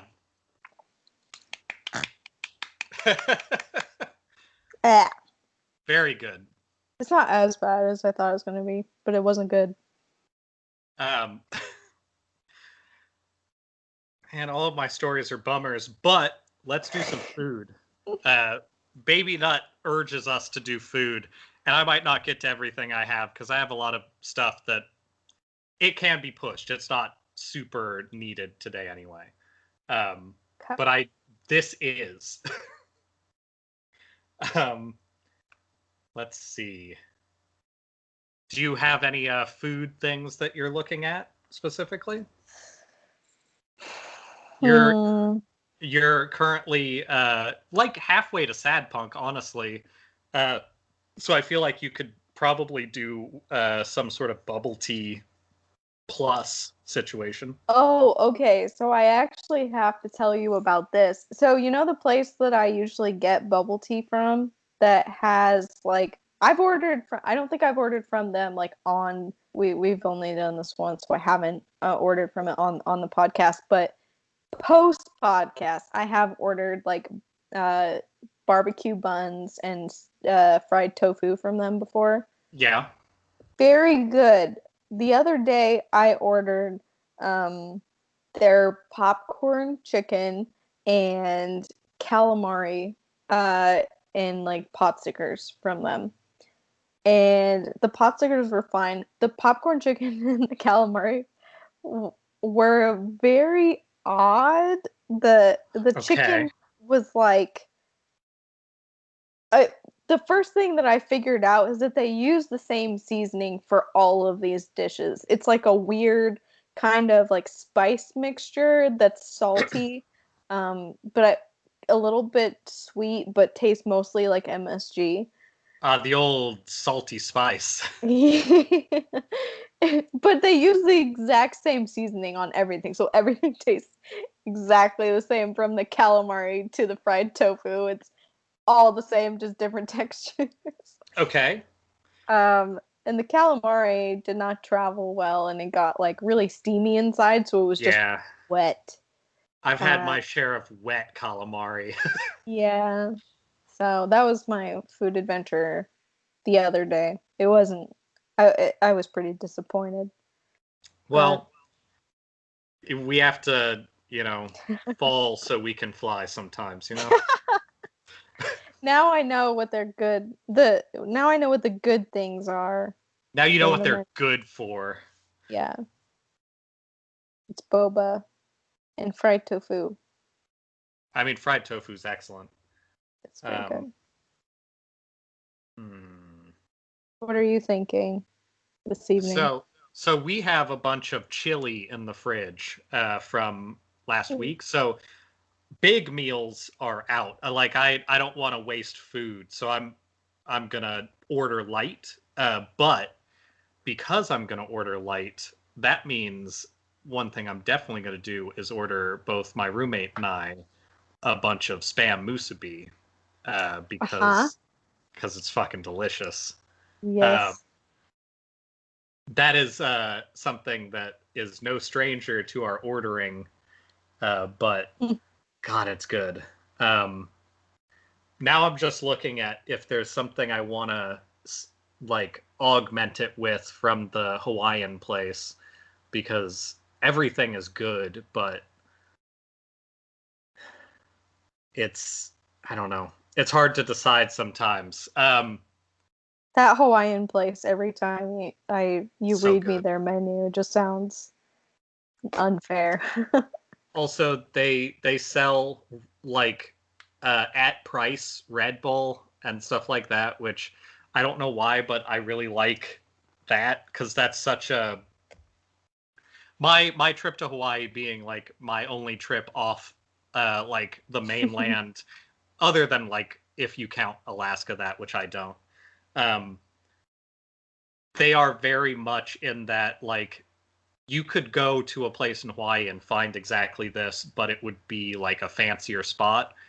When I got to Hawaii with my roommate, um, it was 2:30 in the morning, and we went to Zippy's, which is like it's like a it's like a mix between Sherry's that is all like very well, yeah, a mix between a Sherry's that's all like very Hawaii and if you've ever been in like a southern state, like a proper barbecue house where it's got a lot of space, very tall ceilings. It feels almost like halfway between cafeteria and like diner, but Mhm. the food is so perfect for like I'm hungry. I just got off like a fucking half day plane adventure of like figuring out like car shit and like airport shit and all that stuff. Their airport that has your last name, and then it's just like I got Moco Loco that was a bowl like this big, just packed with rice, 2 eggs, fuck ton of gravy, and French fries and coffee and I don't know if I don't think I got beer, and then we got like Haupia style like donuts that were just covered in coconut, and then Uh, the inside also had coconut, and it was mm, just made. So we got like 6 of these like big, hot, wet, like round uh, donuts. God damn, it was good. So this isn't that. If I could move an authentic Zippies to anywhere in this region, I would be very happy with that. But like, this definitely reminds me of like the serving size and the way that food is handled and all of that stuff, and absolutely unhealthy things, but things that are honestly basically like getting soda, like Red Bull, that I think are more interesting and hurt. They hurt in the right way, which I really appreciate. That's important. That feels very authentic to me. Having only spent, like a week and a half or whatever in the area, but it's hard not to really want this all the time. I get it though, the idea of being sort of a invader, like showing up to a place like Hawaii where like none of my family is from anywhere near there.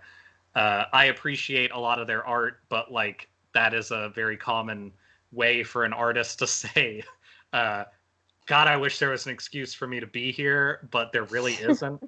But the time that I spent there, and I tried to like use my money in a way that was like this is the way a tourist shows that they want their money put in the right places.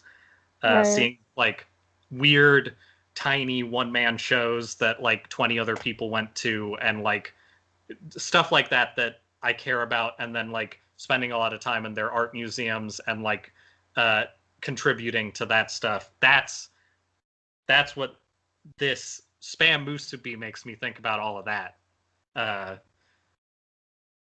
Anyway, that's sort of a weird tangent, but I'll take it.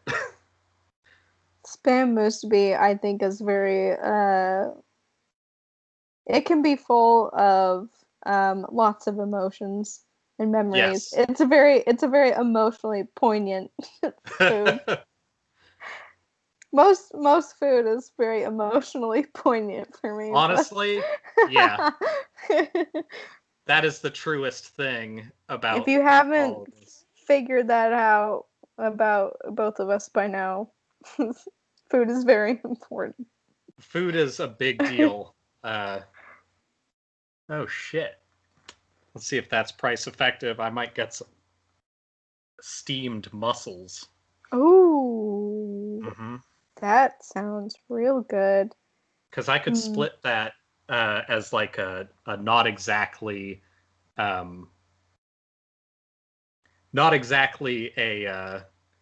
meal, but it's a thing that I could like throw half of it at my roommate and be like, get in on this shit. Yeah. Which is what I'm all about. There is actually a local taco place that I haven't tried before called Tin Tan Tacos. Okay. And they have a taco special for Tuesdays because it is Taco Tuesday. You're right. And $1.25 tacos. Oh, sounds really good. I'm going to do something unorthodox, but I feel like this is something that just kind of happens now that we're doing this. I'm going to leave you alone for a moment. You should explain your food thoughts to the people. I'm going to check with my roommate and see if this is a plan that we want to do. Okay. I don't know. It is Taco Tuesday, but I don't really feel like tacos. I kind of feel like pasta, but I always feel like pasta. I don't know what to do. Oh, every minute I think about this, there are less options. What to do? There's a ramen place. There is a bar and grill American food place, which looks like they mostly have fried chicken. Subway, Arby's, KFC, a Buffalo Wild Wings, Panda Express. Oh, my options are dwindling. I don't know what to do. Man. There is an Indian place that I've been wanting to order from for a long time, but it's kind of expensive. So many options. Really don't know what to do in this situation. Okay. Well.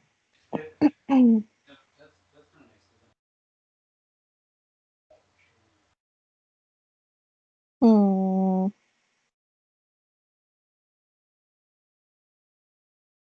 Well, that one place that I was considering ordering from is closed now. So,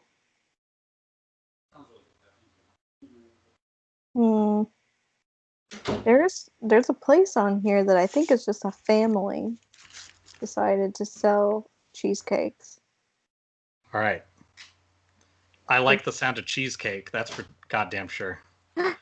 There's I think there are a couple of people or like families who've decided to just form their own in-home restaurant through COVID. There's also established restaurants have started doing fake restaurants on some of those sites where they sell specific items. That's Weird. weird and clever, but Yeah, very weird. it is very weird. Hmm. I don't know what to do. Nicholas, Jesus Christ. do you like Red Bull? Not really. Benjamin likes it. I will drink it. Why? Nicholas. Do you like pineapple juice?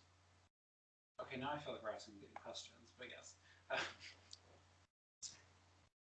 I'm just trying to finish this off. There are certain cocktails. It sounds like cocktails are a thing, and yeah, for me, cocktails are not embarrassing. Okay. I'll leave this up to other stuff. Don't worry about it. As we do you need anything else? Nope, that's it. I just wanted to yell at you about that. Okay. Okay.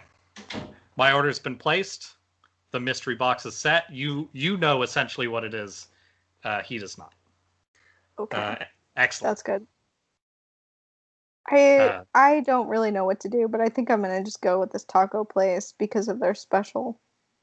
So, Did you already explain the special? yeah, I mean it's just I don't know what price their tacos are normally, but they're on Tuesdays it's $1.25. So we'll just go with a variety of those. Even if it's just regular ass tiny street tacos, that is the correct price for a taco. I agree. There's uh adobada, which I'm not super sure what it's chicken something. Um asada, chicken, ground beef, pastor, pork chili verde, and shredded chicken. I'm a big pork taco fan. Yeah. I'm probably gonna go with those. I was talking to a friend a day ago or so and was told about Argentinian steak. Ooh. And apparently Argentinian style steak and Argentinian steakhouses are a thing. And I didn't realize that, but we actually have one like down the street, like a ways down the street, but like towards Redmond from here. Mm-hmm. And their version of a traditional, at least it sounds like their version of a traditional steak is chimichurri steak. And it looks amazing and I really want it, but I think that's something that I'm gonna have to order when I actually want like a meal going on and not what I'm doing today. Not small things. But I will keep that in mind for potentially next week, especially because we're gonna be like a day away from presidential debates, and Oh God. I'm gonna need something to like make life normal. Yeah. I'll need something. Ooh, they have flan. Flan is good. And churros. Ooh, churros. Churros are good. Flan and churros are both extremely good options. Yes. I feel like I need a crunch, like a chip option. We need a chip. I'm going to need a chip.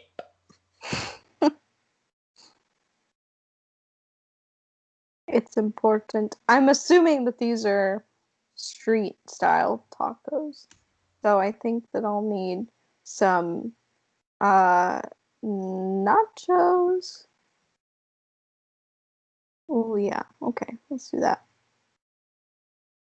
Okay. I have ordered a variety of tacos as well as nachos. Excellent. So I think we're good.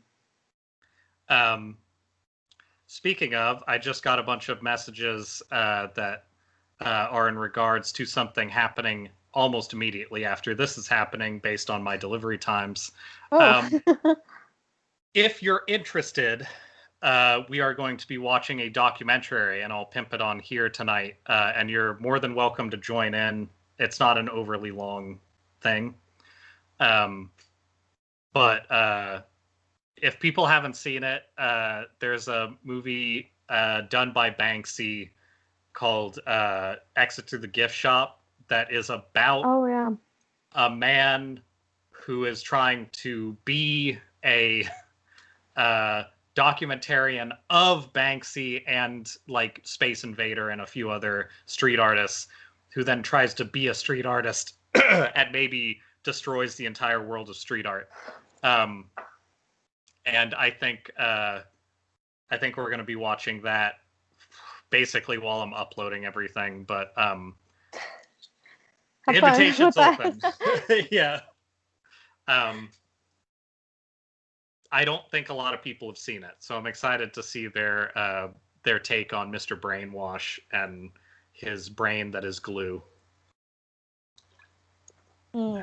I have heard of it, and I've been wanting to watch it. I don't think I'll be able to make it tonight just because I have some outstanding dumb plans, but you don't have like a 6 to 7 hour chunk free on a weekday?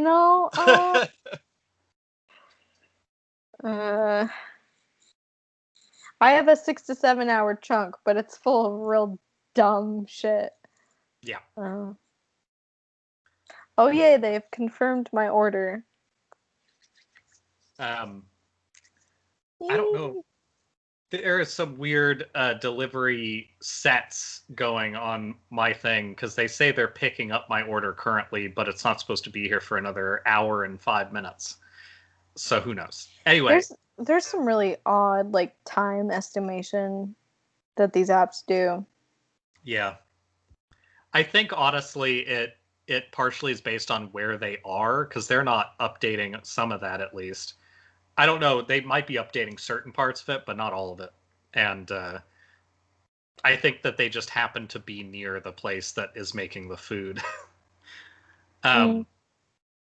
So would you look up something for me real quick? Yes. How many people are in our military? Because I bet it's a bunch.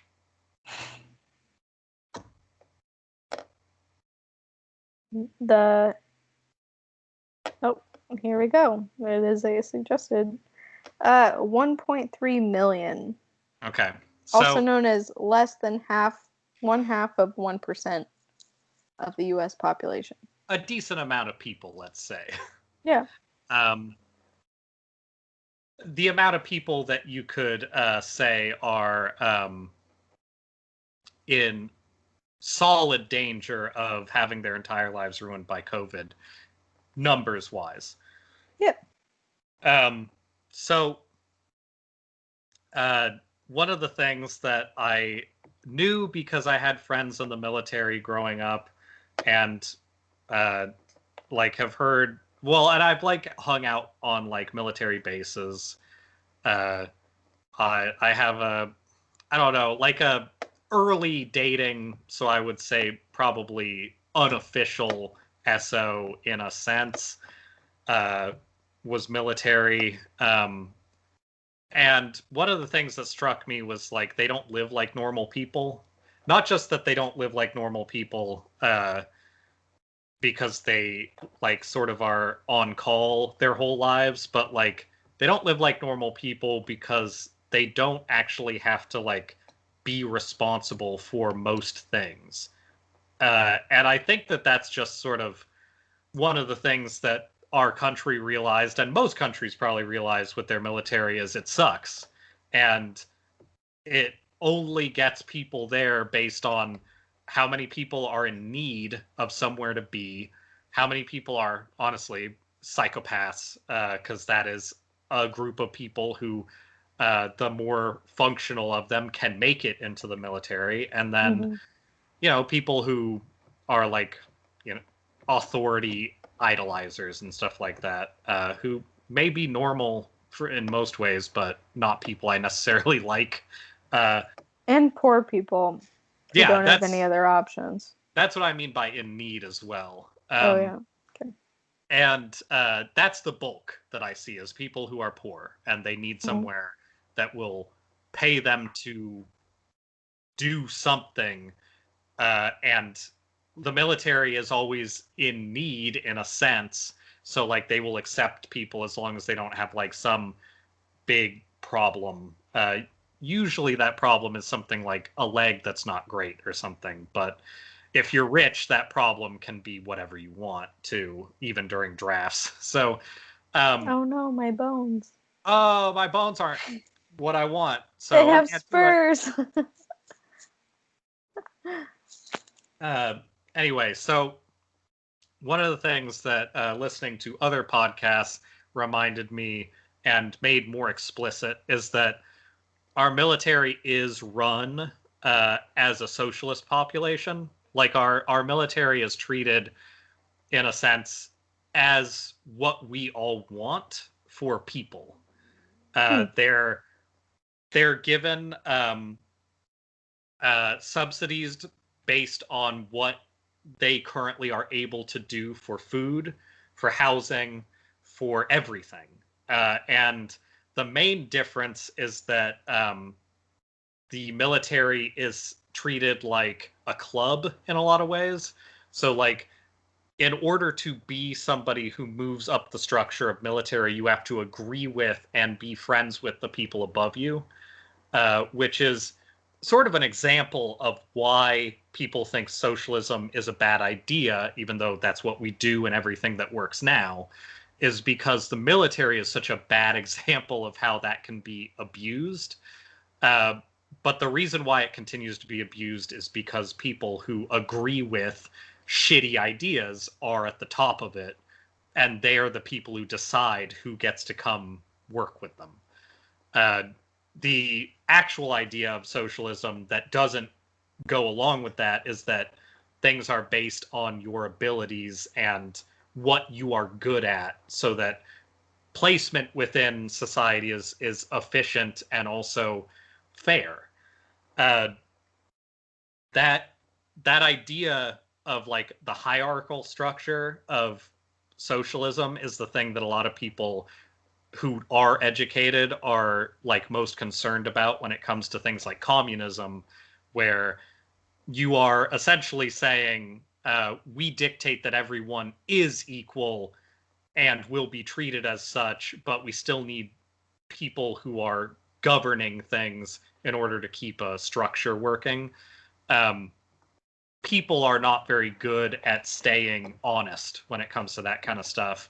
And the way that stuff works easily without the kind of effort you need in like politics to make it work well is you have authoritarians who come in and just say, do it, and hold people under like gunpoint to make it happen. The whole point of like protesting and trying to like make things work through the right means is to try and push the other way of achieving some sort of like political balance in a socialist structure. But I do think it is worth noting that there is a notable percentage of people in our country who have lived a socialist life and think that it is a good thing. Like that being like sort of forced equity of everybody in order to make sure that everybody baseline is able and is healthy and is taken care of. Like, not even mentioning the fact that like food subsidies are part of the military. Medical like care is standard in the military. You're not going out there and like paying money to like keep up with your medicine. You're taken care of. That's the whole point. And the population is such that like that is a test case where people could point to that if they were honest and say, we could do that. We could just make that happen, but we're choosing not to, and to leave people out in the open. I went a lot into this week, especially the first half of the week, being stuck inside a toxic cloud, kind of like looking into things that are more more overlooked, just in the idea of the way our country already works and the way people don't talk about it and don't really care. The military being socialist is one of them. The other thing that I was looking into was, I mean, baby nut, sure, but the other thing I looked into was Flint, which I do have more information on, but I think before that, setting up some context with the way that our country works with the military, where they are sort of pushing a lot of like ideas, yet that hierarchy doesn't quite make it work the way we would like. The other side of that is how people have treated Native Americans, which are, our indigenous population has, it has highly dwindled numbers, but it was a big population when we got here. People sort of ignore that whole thing. Like, the amount of people we have in the military pales in comparison to the amount of people that were here when we got here and had their own cities and had their own shit going on. We just happened to feel like it wasn't up to our standards, so and the people themselves weren't up to our standards, so we bulldozed everything and genocided left them out to dry, essentially, in every way possible. The part that I think we need to be aware of in socialism when it comes to the people and not the hierarchy is exactly what the Native American population has experienced. And looking into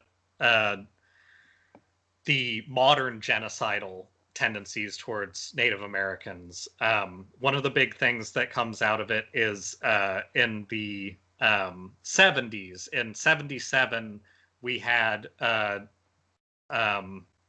want to say the Navajo, but now I feel like that might not be exactly correct. Anyway, they went to the United Nations to ask for help against the rest of the U.S. Because they were, the way they put it, they were the victims of a new kind of genocide.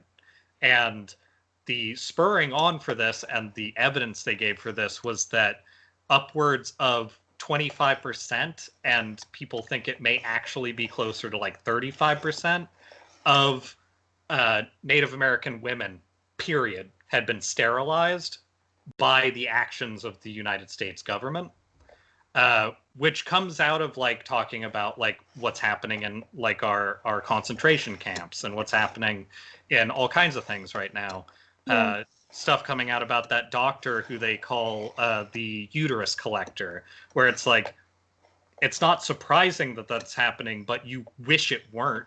Like, and the way that this stuff happened is the thing that I think is important to remember, because it's the reason why we can't just leave the whole centrist ideal of a two-party system sitting.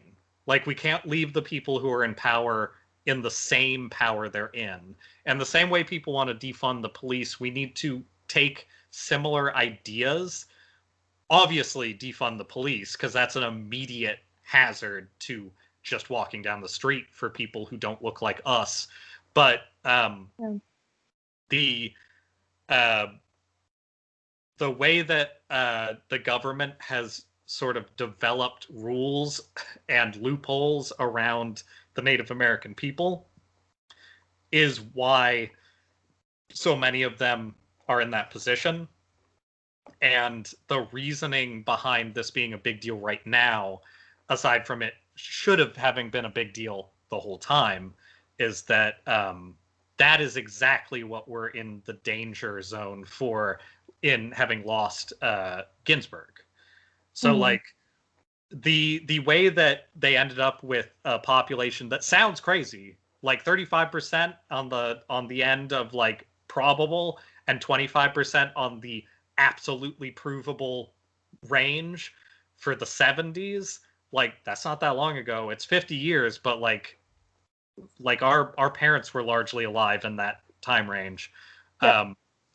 The way that they pulled that off is that the U.S. government, in creating reservations, was also responsible for being the people who dealt with healthcare for those populations, and they were the deciding factor instead of communities as we had set them up to determine whether or not things were correct.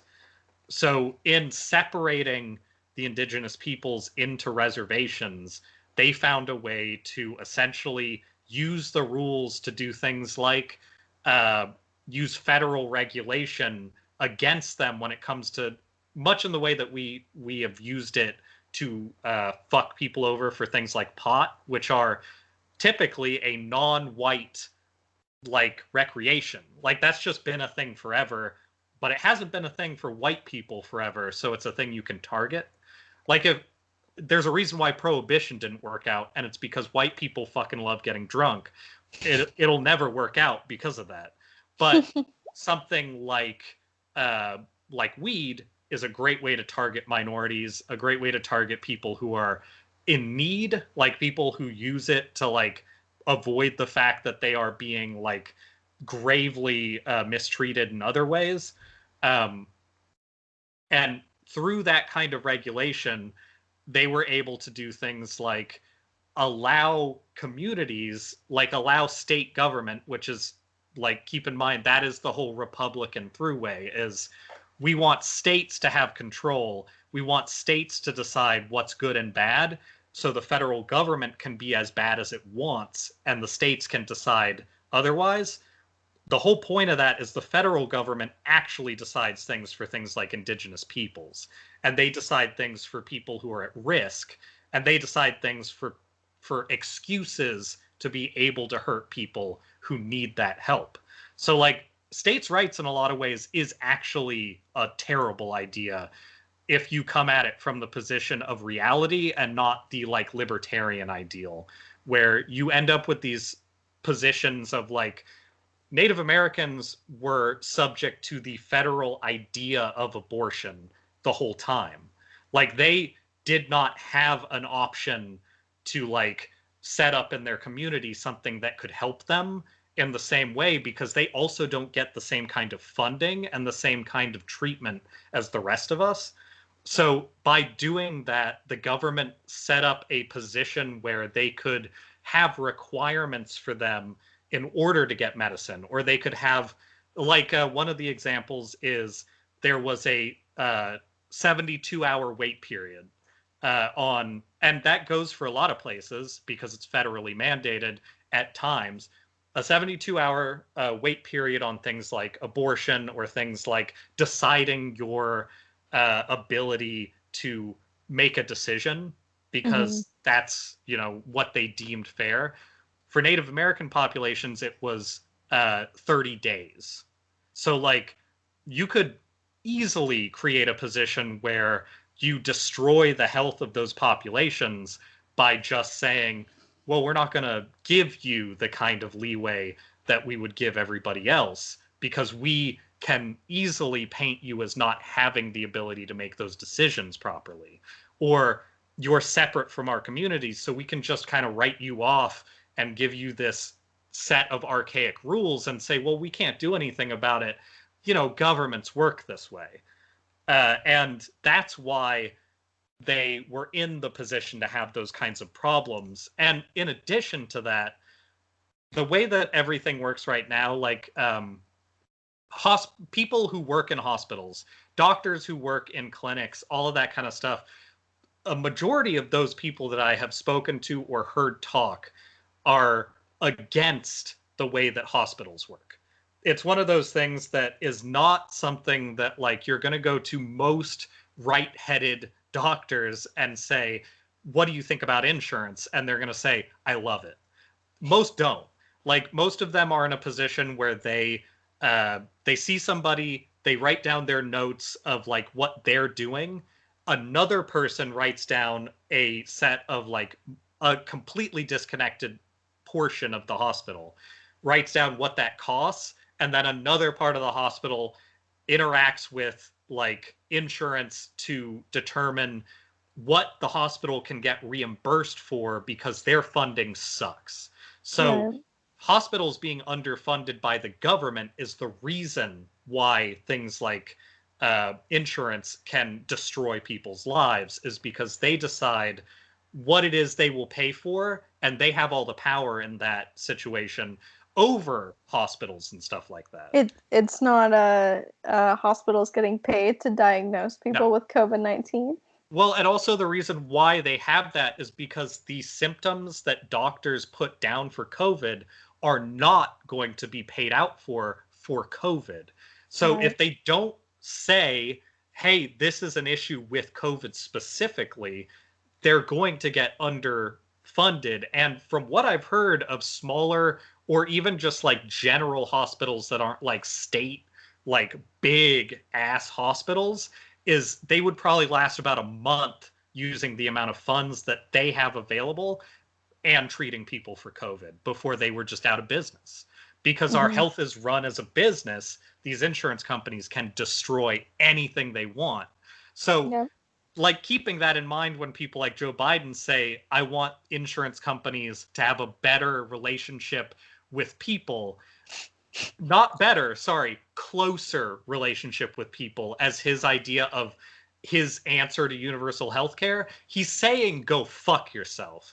But the other side of that is when you actually have things like these overarching rules telling you what you can and can't do, and your community doesn't have the funding to deal with any of it, you end up with something like 25% of your entire population being sterilized because they can't afford anything else.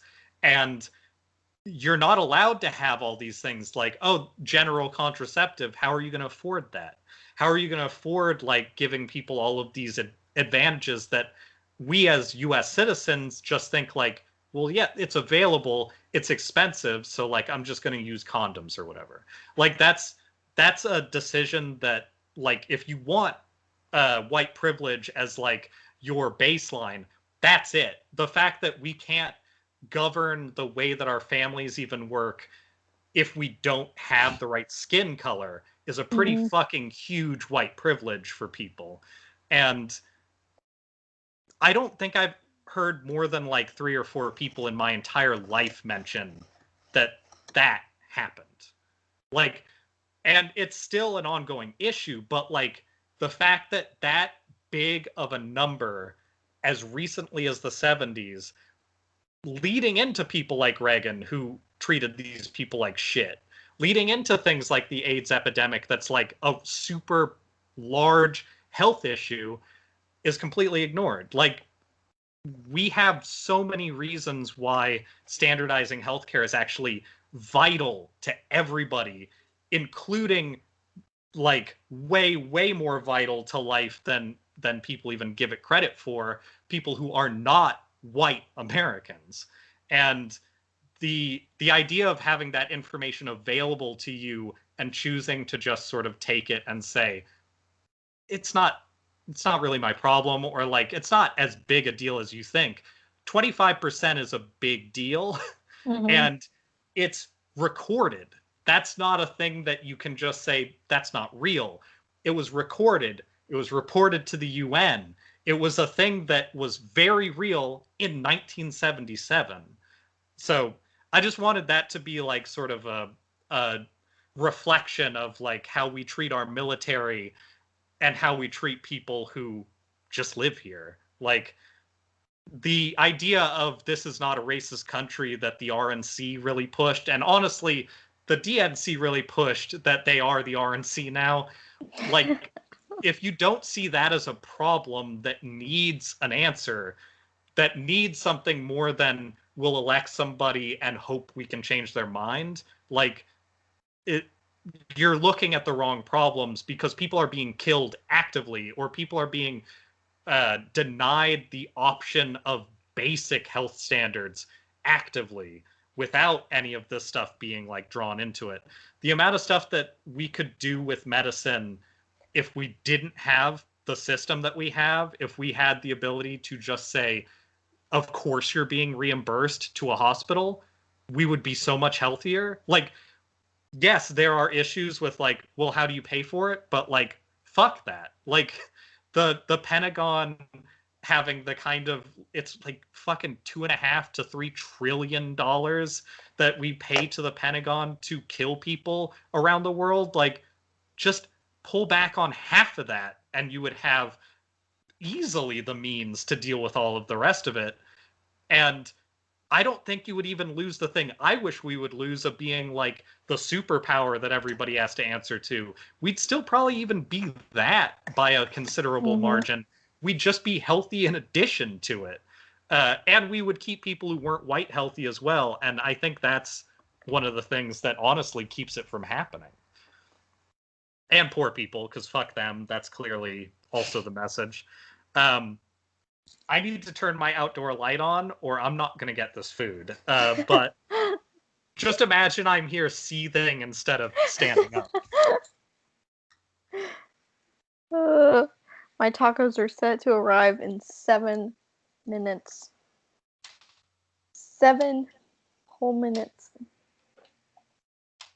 We'll do an instrumental break.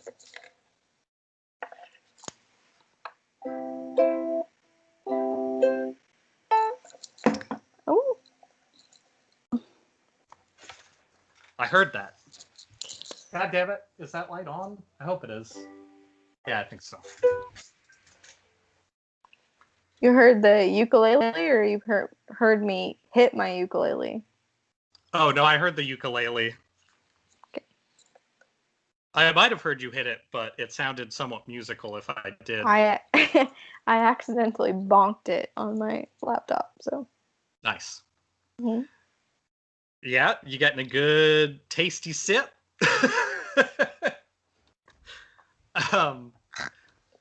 Gross. Let's see. I was going to go over Flint. Maybe I'll save that for next week, because it's a different kind of bummer, but it is one of those things. And I have another thing that might be rolled in with that as well. So I'll take some time and flesh that out a bit. We could just rename our podcast to This Week's Bummer.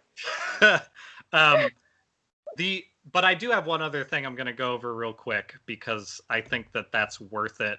Did you have another thing you wanted to talk about first, though? No, I think I covered everything. My small rant about Karate Kid. And, while you weren't here, I explained to everyone why I'm in a wig and not nice. Having, like, normal human hair today. So hair too good. That's why. That's why. It's too good. Yep. I had to shield it. This pink monstrosity. So. I wanted to briefly go over. It's sort of a political stunt, but I think it's one that's worth noting just because of the actual actions of it. So, do you remember it? Lightly made news, I think, like a month ago or so, when Amazon was getting criticized for the way it's handling COVID and things like that, and they were like, "Hey, anybody can come. anybody can come to any distribution center and we'll give you a tour. Like, go for it. Do you remember that? Because that was like Yep. a thing. So I think it's part of like somebody's campaign that I'm less familiar with, but Rashida Tlaib went with them, and they showed up at a distribution center, and they were like, "Hey, we wanted to come like do a walkthrough." As like, you know, it's clearly a campaign thing, but it's also like the reality of it being done is there. And the response to it was, no, you can't come in. And then they said, well, hold on. And they had them wait for an hour. So that's how it starts, is they wait for an hour, and they have footage of people inside like cleaning stuff and like prepping it to see if they can let people in. And after an hour, the cops are called on them. And so the cops show up, and they're like, "Hey, we heard that there was some problem here. Like, why are you here? Or why are we here?" Is sort of the response. And like they're congresswomen, so the cops are not like assholes to them, but they're like confused, basically. Yeah. And then after 30 minutes of that shit, the head of that distribution center comes out, or whoever's the head of it at the moment, like the leading person on site, comes out and says like, no, you can come through. And it is funny, the video of the cops being like, "You called us. Why are we here?" And then they say they can come through, but they won't allow them to film anything. So they bring them through, and like the statements from the visit of it is essentially what you would think of, like, yeah, it's not great. And they also have like a side thing with a guy who was organizing against like the work conditions a few months back, who got fired for it. But of course he was fired because he was like, I don't know, stepped on the wrong spot in the hallway or something. Like, it was something stupid. And he kind of lays out stuff, and it's compared to like what they saw. And essentially it is a decent look at the fact that obviously they are not up to code. And I know that that's not much of a mention, but like the people I know that are working in like it's like just outside the Bay Area, I think, a distribution center. And I don't remember if I've mentioned this before, but they were working required 11-hour days, which part of the whole COVID response thing was, Jesus. we're not allowing overtime. We're not doing any of that stuff. But what they don't mention is that they are essentially saying to their employees that if you don't meet your quotas, that'll be considered. So what they're doing is they're giving people more work than they can do, and they're also telling them that their quotas are important, and they're letting the individual distribution centers decide how to handle it, which in essence is saying they're going to work overtime, they're going to do all this stuff, they're not going to have enough time to sanitize, they're not going to have the right materials to sanitize, all of the money is going to have to go into this, but they're essentially working constant overtime of 3 hours plus, and being expected to do it without the proper amount of even bathroom breaks.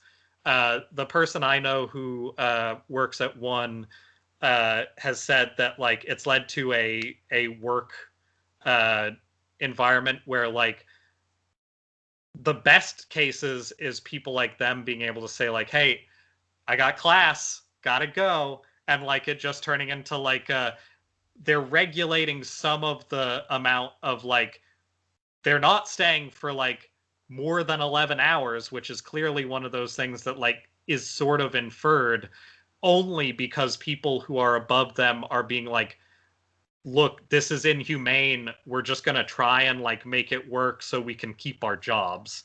And the excuses are just turning into like, oh, dog died again. Like, that's really the kind of like stuff that people are having to do, is essentially just create a environment of not telling the truth to anybody and trying to like maintain that for months and months so that this company can make billions of dollars and not pay taxes. And the fact that we're not talking about that more when our president has also stated that they hate Amazon and then, you know, that they love it, back and forth, whatever. That's probably the most egregious version of like taking advantage of people that you could just point to. Like, there's plenty of people that are in that position who obviously shouldn't be.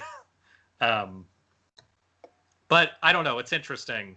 I think people need to look into that shit a little more. But what, that's like two bummers and one kind of bummer in a row. So that's probably enough for those specific things. But I thought that they all work together to paint a picture, so I wanted to get them in together. The look at Flint has some other things that actually work with it a little better anyway, because like, not to like make it not interesting to look into for next week or possibly the week after, depending on how research goes. But I'm really sick of the centrist through line of talking about how Ilhan Omar is like, well, she's just not very good at her job, but she has good intentions, like that kind of thing. So I've been wanting to look more into that for a while to like have an actual breakdown for it. And the Flint thing, I feel like has devolved into people just saying like, the water's good now. But the real takeaway from Flint may be something more along the lines of, the water might be bad in a lot more places than you think. And we're just ignoring that shit. So, also, we can bring back in the whole lead poisoning thing, because that's a fun one to talk about. God, did you have any like good food this week or something? Did I have any good food this week? I know you did a lot of work, but that's not fun. I didn't have anything in particular that was notable. Although I'm pretty sure my tacos just got delivered, so I can do a show and tell here shortly. I would like that. Okay. I'm gonna go check on that because I think they were just left at the door. So. Thank you. Oh, good. Great timing. Yeah, we can both get some food going on. Here we go to get some food. Now enjoy this blank screen.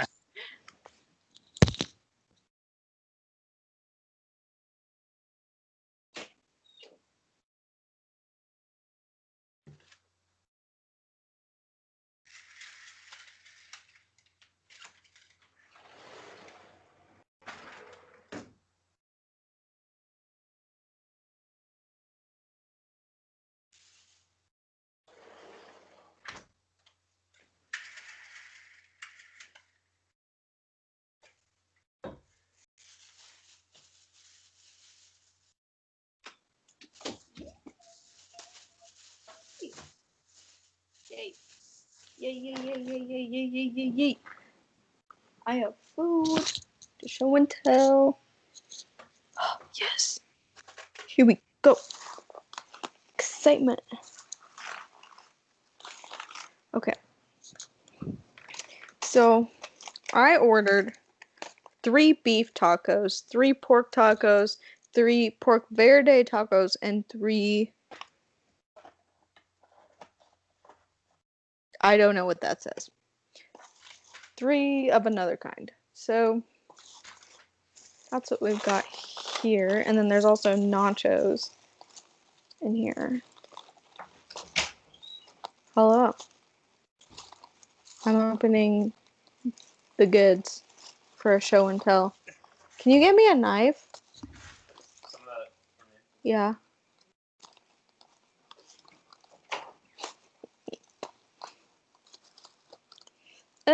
Why did they tie a knot so tight in this bag? That's a good question.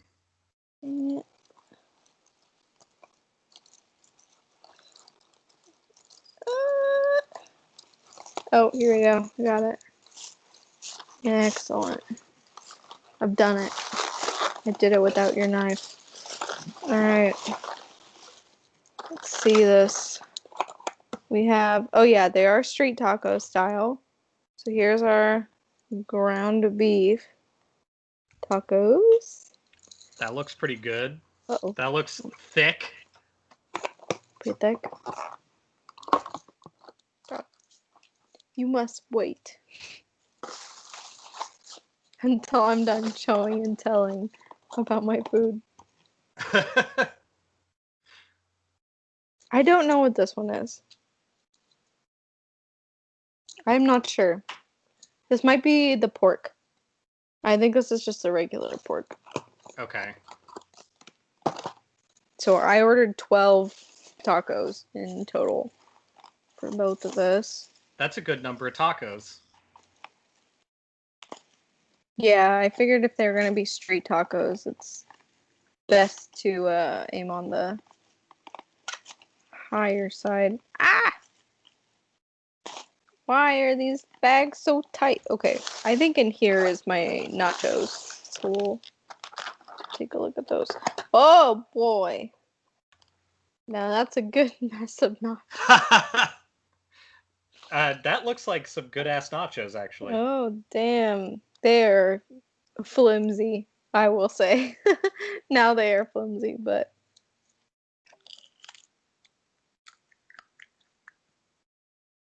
there's my nacho ASMR.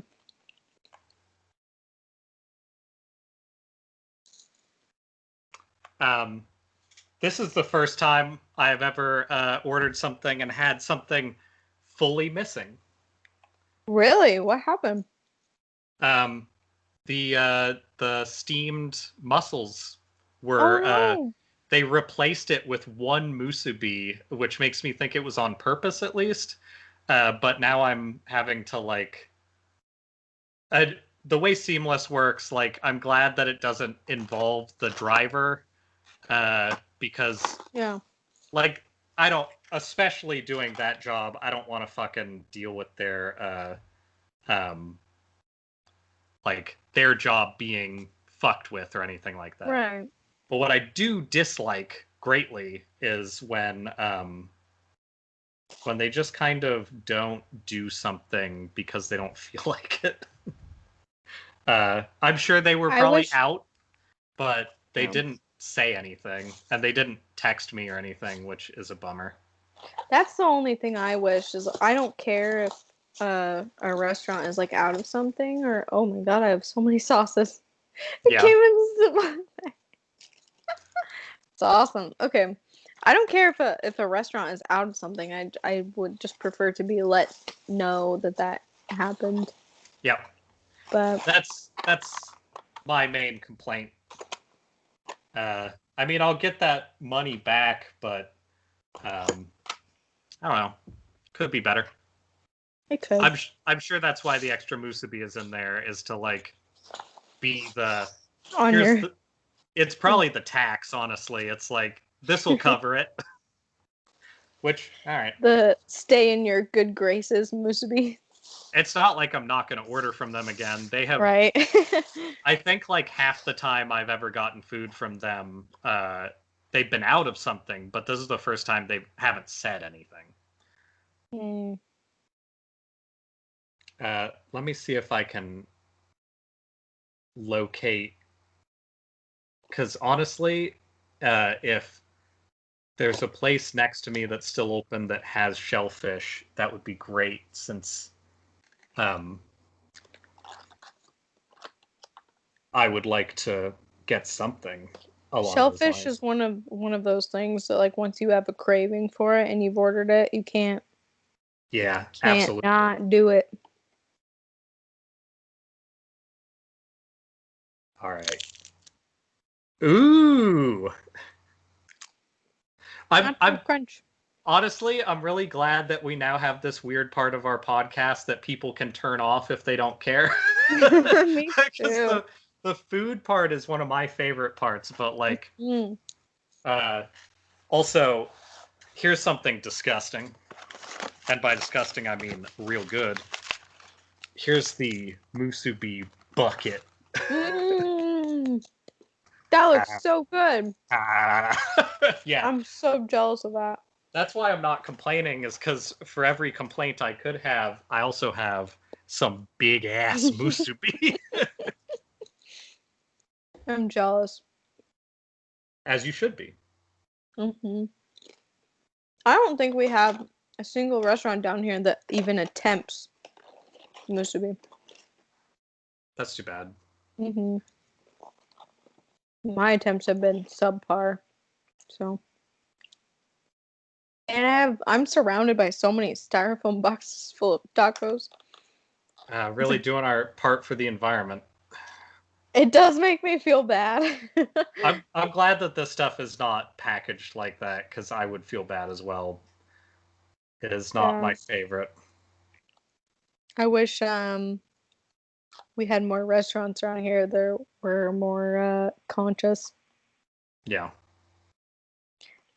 But oh, what sucks is that all of the restaurants worth ordering from like this are in Pullman. So Oh, really? yeah. You're crossing state lines to get that shit? Oh yeah. Luckily it's not too much of a wait, but it is very much worth it. Um, Still on my hunt to replace things before everything closes, but yeah, it's tough. Muscle hunt, muscle hunt, muscle hunt. I don't know if there is a place that does this within distance, unfortunately. Most of I'm it is trying. I will here. tap into my previous Kirkland knowledge. Please do. Mm, I mean, half the restaurants I remember probably don't even exist anymore. Probably not, unfortunately. uh, I don't know. Does Hector's have like a steamed mussel appetizer or something like that? It's a good call. I will have to look into that. I'm afraid that they're showing me restaurants only if they're still open, which is sort of a like, ugh, might be getting a Oh, little bit um, less available as time moves forward. Let me does the check. Anthony's there do delivery? Well, see, like when I type in George's, it says delivery for tomorrow. So Oh, let me see. Um, what is this? I'm looking for Anthony's. I don't think they do a delivery, which is weird. Um, hmm. And I'm guessing the place that I am big into here is closed just because that seems like the luck I would have on it. mm, Oh, no, it closes in 5 minutes though. So yeah, of course. dang. Looking for something that closes later and is not 1,000 miles away. And serve seafood Yeah, later-ish. That is kind of a narrow it is. criteria. I mean, really, all I want is a 24-hour seafood. This place, if it has it, could be the place. It's in Redmond. Come on, baby. Come on. If it's Give me something my muscles. if it's something similarly priced in seafood, I still might be okay with that. But I want to log my complaint with everybody who's listening to this. There is a kind of weird, small, like not a bar, but kind of a grill that does seafood that's by the water. Do you know which one I'm talking about? I can't remember what it's called. Uh, It here, has right? it has like a weird roof area, kind of. Yeah, that's the bar, the Irish place. Okay. Uh, they, well, no, there's the other place that is also a bar that has a window and not a porch. Do you mean that place? I Or don't think I mean either of those do you places. I'm mean gonna look it up. do you mean the Slip? The Yeah. yeah. They do burgers mostly, unfortunately. I've looked Dang. into them for sure.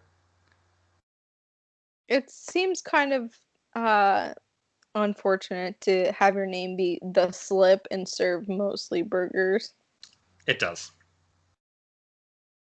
That is a waste. Mm, come on, baby. Give me something. Uh, get this rice dish out of my face. I don't care about your rice. Fuck off. Um, I mean, this could be nice also because potentially it could give me another place to order from that isn't too expensive because this doesn't look super expensive. Um, God, yellowtail freshwater eel and avocado sounds good, but Nick can't, Oh. Nick can't eat avocado, which is a bummer. Is it like an allergy? Yeah, Oh no. Nick That can't have sucks. avocado. I can't have THC. It's a whole thing.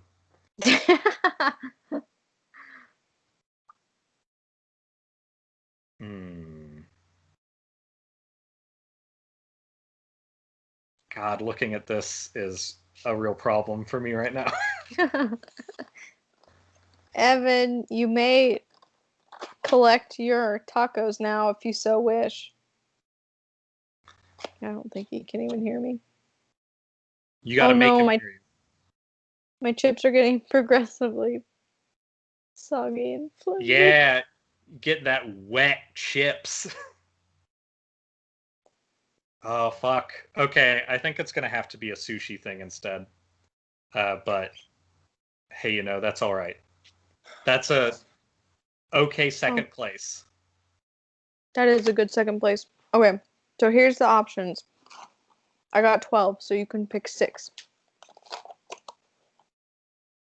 I think I don't know what this is, to be honest. I think that's the pork one. That's either pork or chicken. No, wait. This is pork, I think. Okay, I'll just take these two. No, no, no, no, no. I want some of the Just pork. give me 2 boxes. I don't care. Well, I didn't pick. Okay, do your I splitting and give me 2 boxes. Okay. I will decide. I want to try a little bit of everything. Okay. I wish they would have labeled these because I can't tell who's getting what taco decision. All right. I am ordering a replacement for this stuff. I'm glad that I could find something that should uh, match our needs. It is going to be a little bit later than I expected, but hey. At least it comes. And you know what? I got an extra musubi out of the whole issue, and I'm not going to say that that's the worst thing in the world. It's definitely, yeah. They definitely gave you a small consolation Yes. prize for that. I'm sad that I will not be getting the thing that I was excited about because not only is it mussels steamed, it is also a like it's in like a Hawaiian jambalaya essentially. Oh. So it was steamed mussels with like a rice and sauce and like grilled sausages and stuff. Okay.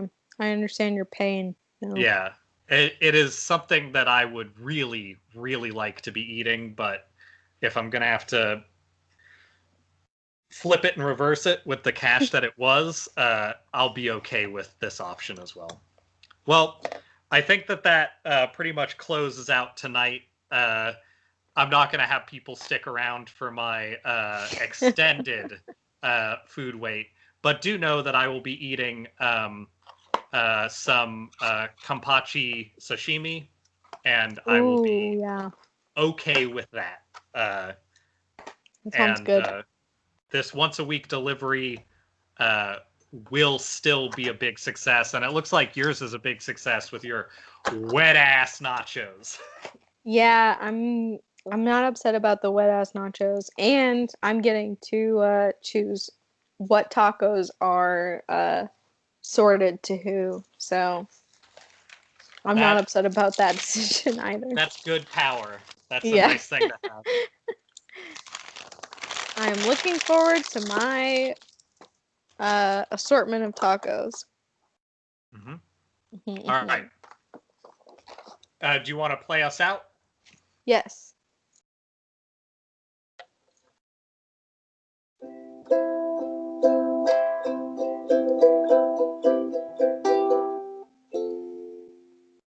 It's the taco song. Yay!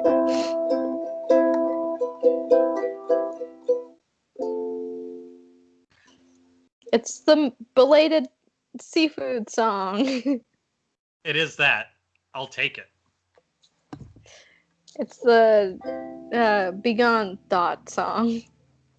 That's a big bejabbers, for sure.